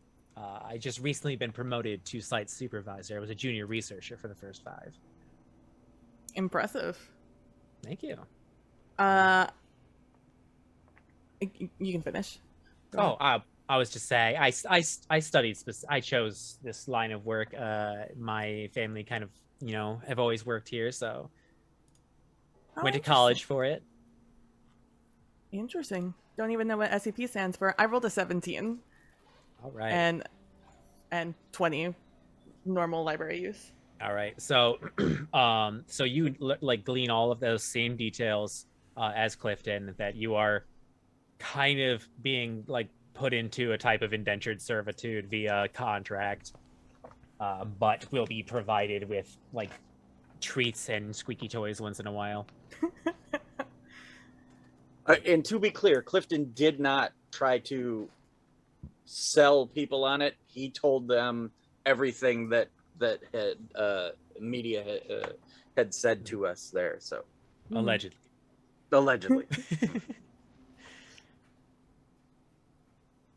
And as I'm reaching the end of it, I'm like, I see. We're basically your pets, but it's this or death, right? And I look not at Dr. Palmer, but at the bodyguard. Your choice. Or brain fuzz. That's probably death. And I sign my life away, and I give it to them. Right. Thank you. Kind of just look over at Revna. Are you having trouble reading this? Do you need a translation? That would be appreciated. What languages do you speak? I can try and find something for you. Nordska. The language of Drengard. We can get you an audio variant of this. Bring me your skull. About 3 awkward minutes later, you have no idea how close you are with that skull shit. But about 15 minutes later, someone comes into the room. They're also wearing a lab coat, and they kind of like, excuse me, and offer a tape recorder to Dr. Palmer, and they play it. And it essentially is just someone saying, Clause 1. Whereas, and it just reads the whole fucking thing. It's like a 45-minute audio clip as it reads through every single thing that is written down. Revna's hands are just like crossed in front of her, and she just like stares at it the entire time. And then like when it finally like whines and then clicks at the end, she just looks up and says, You mean to make us trolls? I mean, it may feel that way at first, but with time and adjustment, With a chance for advancement? with a chance for advancement, Titles? basically. Land? I mean, we can look into it. We've never given anyone so far, but land exists. Revna sort of nods, rubbing her chin. She'll take the paper, sign it. It's runes. All right. Thank you. Thank you so much. All right. I will take these and sort them away. Maggie and Klifton, if you'd like to follow me, I can take you to your new housing area and explain to you how your C-class life will work. And then my associate here, and as soon as the doctor gestures towards the associate, the guard stands up and like pulls out a pistol and a pair of handcuffs and goes, turn around and gestures towards Bucky. Well, I didn't do anything wrong.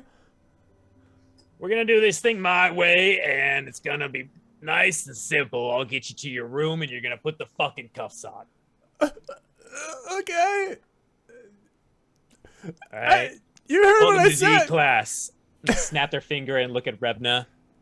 You're with me. You don't need cuffs. Stands. That whole time that tape was playing, Klifton had pulled his legs up onto the chair and started to just put his hands down on the table and meditate.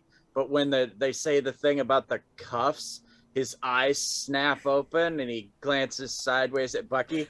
And for the first time, everyone sees like the total gunfighter eyes, like, oh, I will kill you. He just this like nondescript 50-year-old man is just in samurai like cowboy death mode, and he's kind of like takes a breath, and he'll just say, "Exist, Bucky. Just exist. Breathe, and I'll see you again."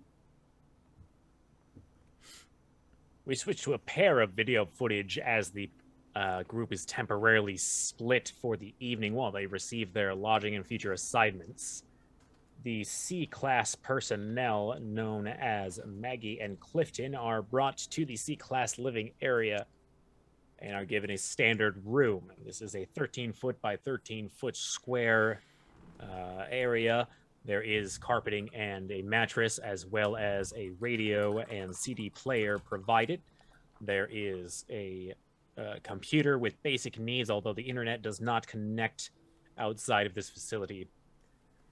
The doctor explains to them that they are going to be working as junior researchers, essentially, and technicians. Maggie will be assigned to a repair and refit task that is needed, and Klifton will help oversee, because once the repairs are done, there is need for future or further research. The document also shows that Revna is assigned to the temporary task force of the facility until a permanent job position is provided. Although confused at first, Revna is supplied with the standard equipment, although they did turn down the firearms at first and demanded the return of their personal weapons. Begrudgingly, the task force officer allowed this change and returned the pistol to the armory. Lastly, the security camera is shown seeing the task force operator leading the new D-class personnel, Bucky, also known as D6965-1, to their new temporary housing. And for visual aid, Bucky, you are brought to like a literal jail cell, and as you are being walked in, there are many different people in orange jumpsuits, and they are all intimidating as fuck to you. These people are huge, or like some of them are like really messed up in some ways. They all have just 1,000-yard stares. Some of them are shouting at you as you're walking by. And the guard finally undoes your cuffs and gives you an unnecessarily aggressive push, but a gentle push into your room, and they slide it shut and go, "Don't do anything fucking stupid. You can get out of here pretty fast. Welcome to the SCP facility." And that's where we will end tonight's session. Excellent. So with that, I would like to say, first and foremost, Media, thank you so much for running this game. I am having a blast. This is incredible, but I always have a blast whenever you're on the channel. Media, where can we find you? What do you do? Oh my goodness, everyone. My name is Mediaflare. I am a streamer and voice actor. You can find me on Twitter, Twitch, Facebook, and etc. at Mediaflare. You can also find me here, obviously, on Thursdays as well as Sundays with Indoor Adventures.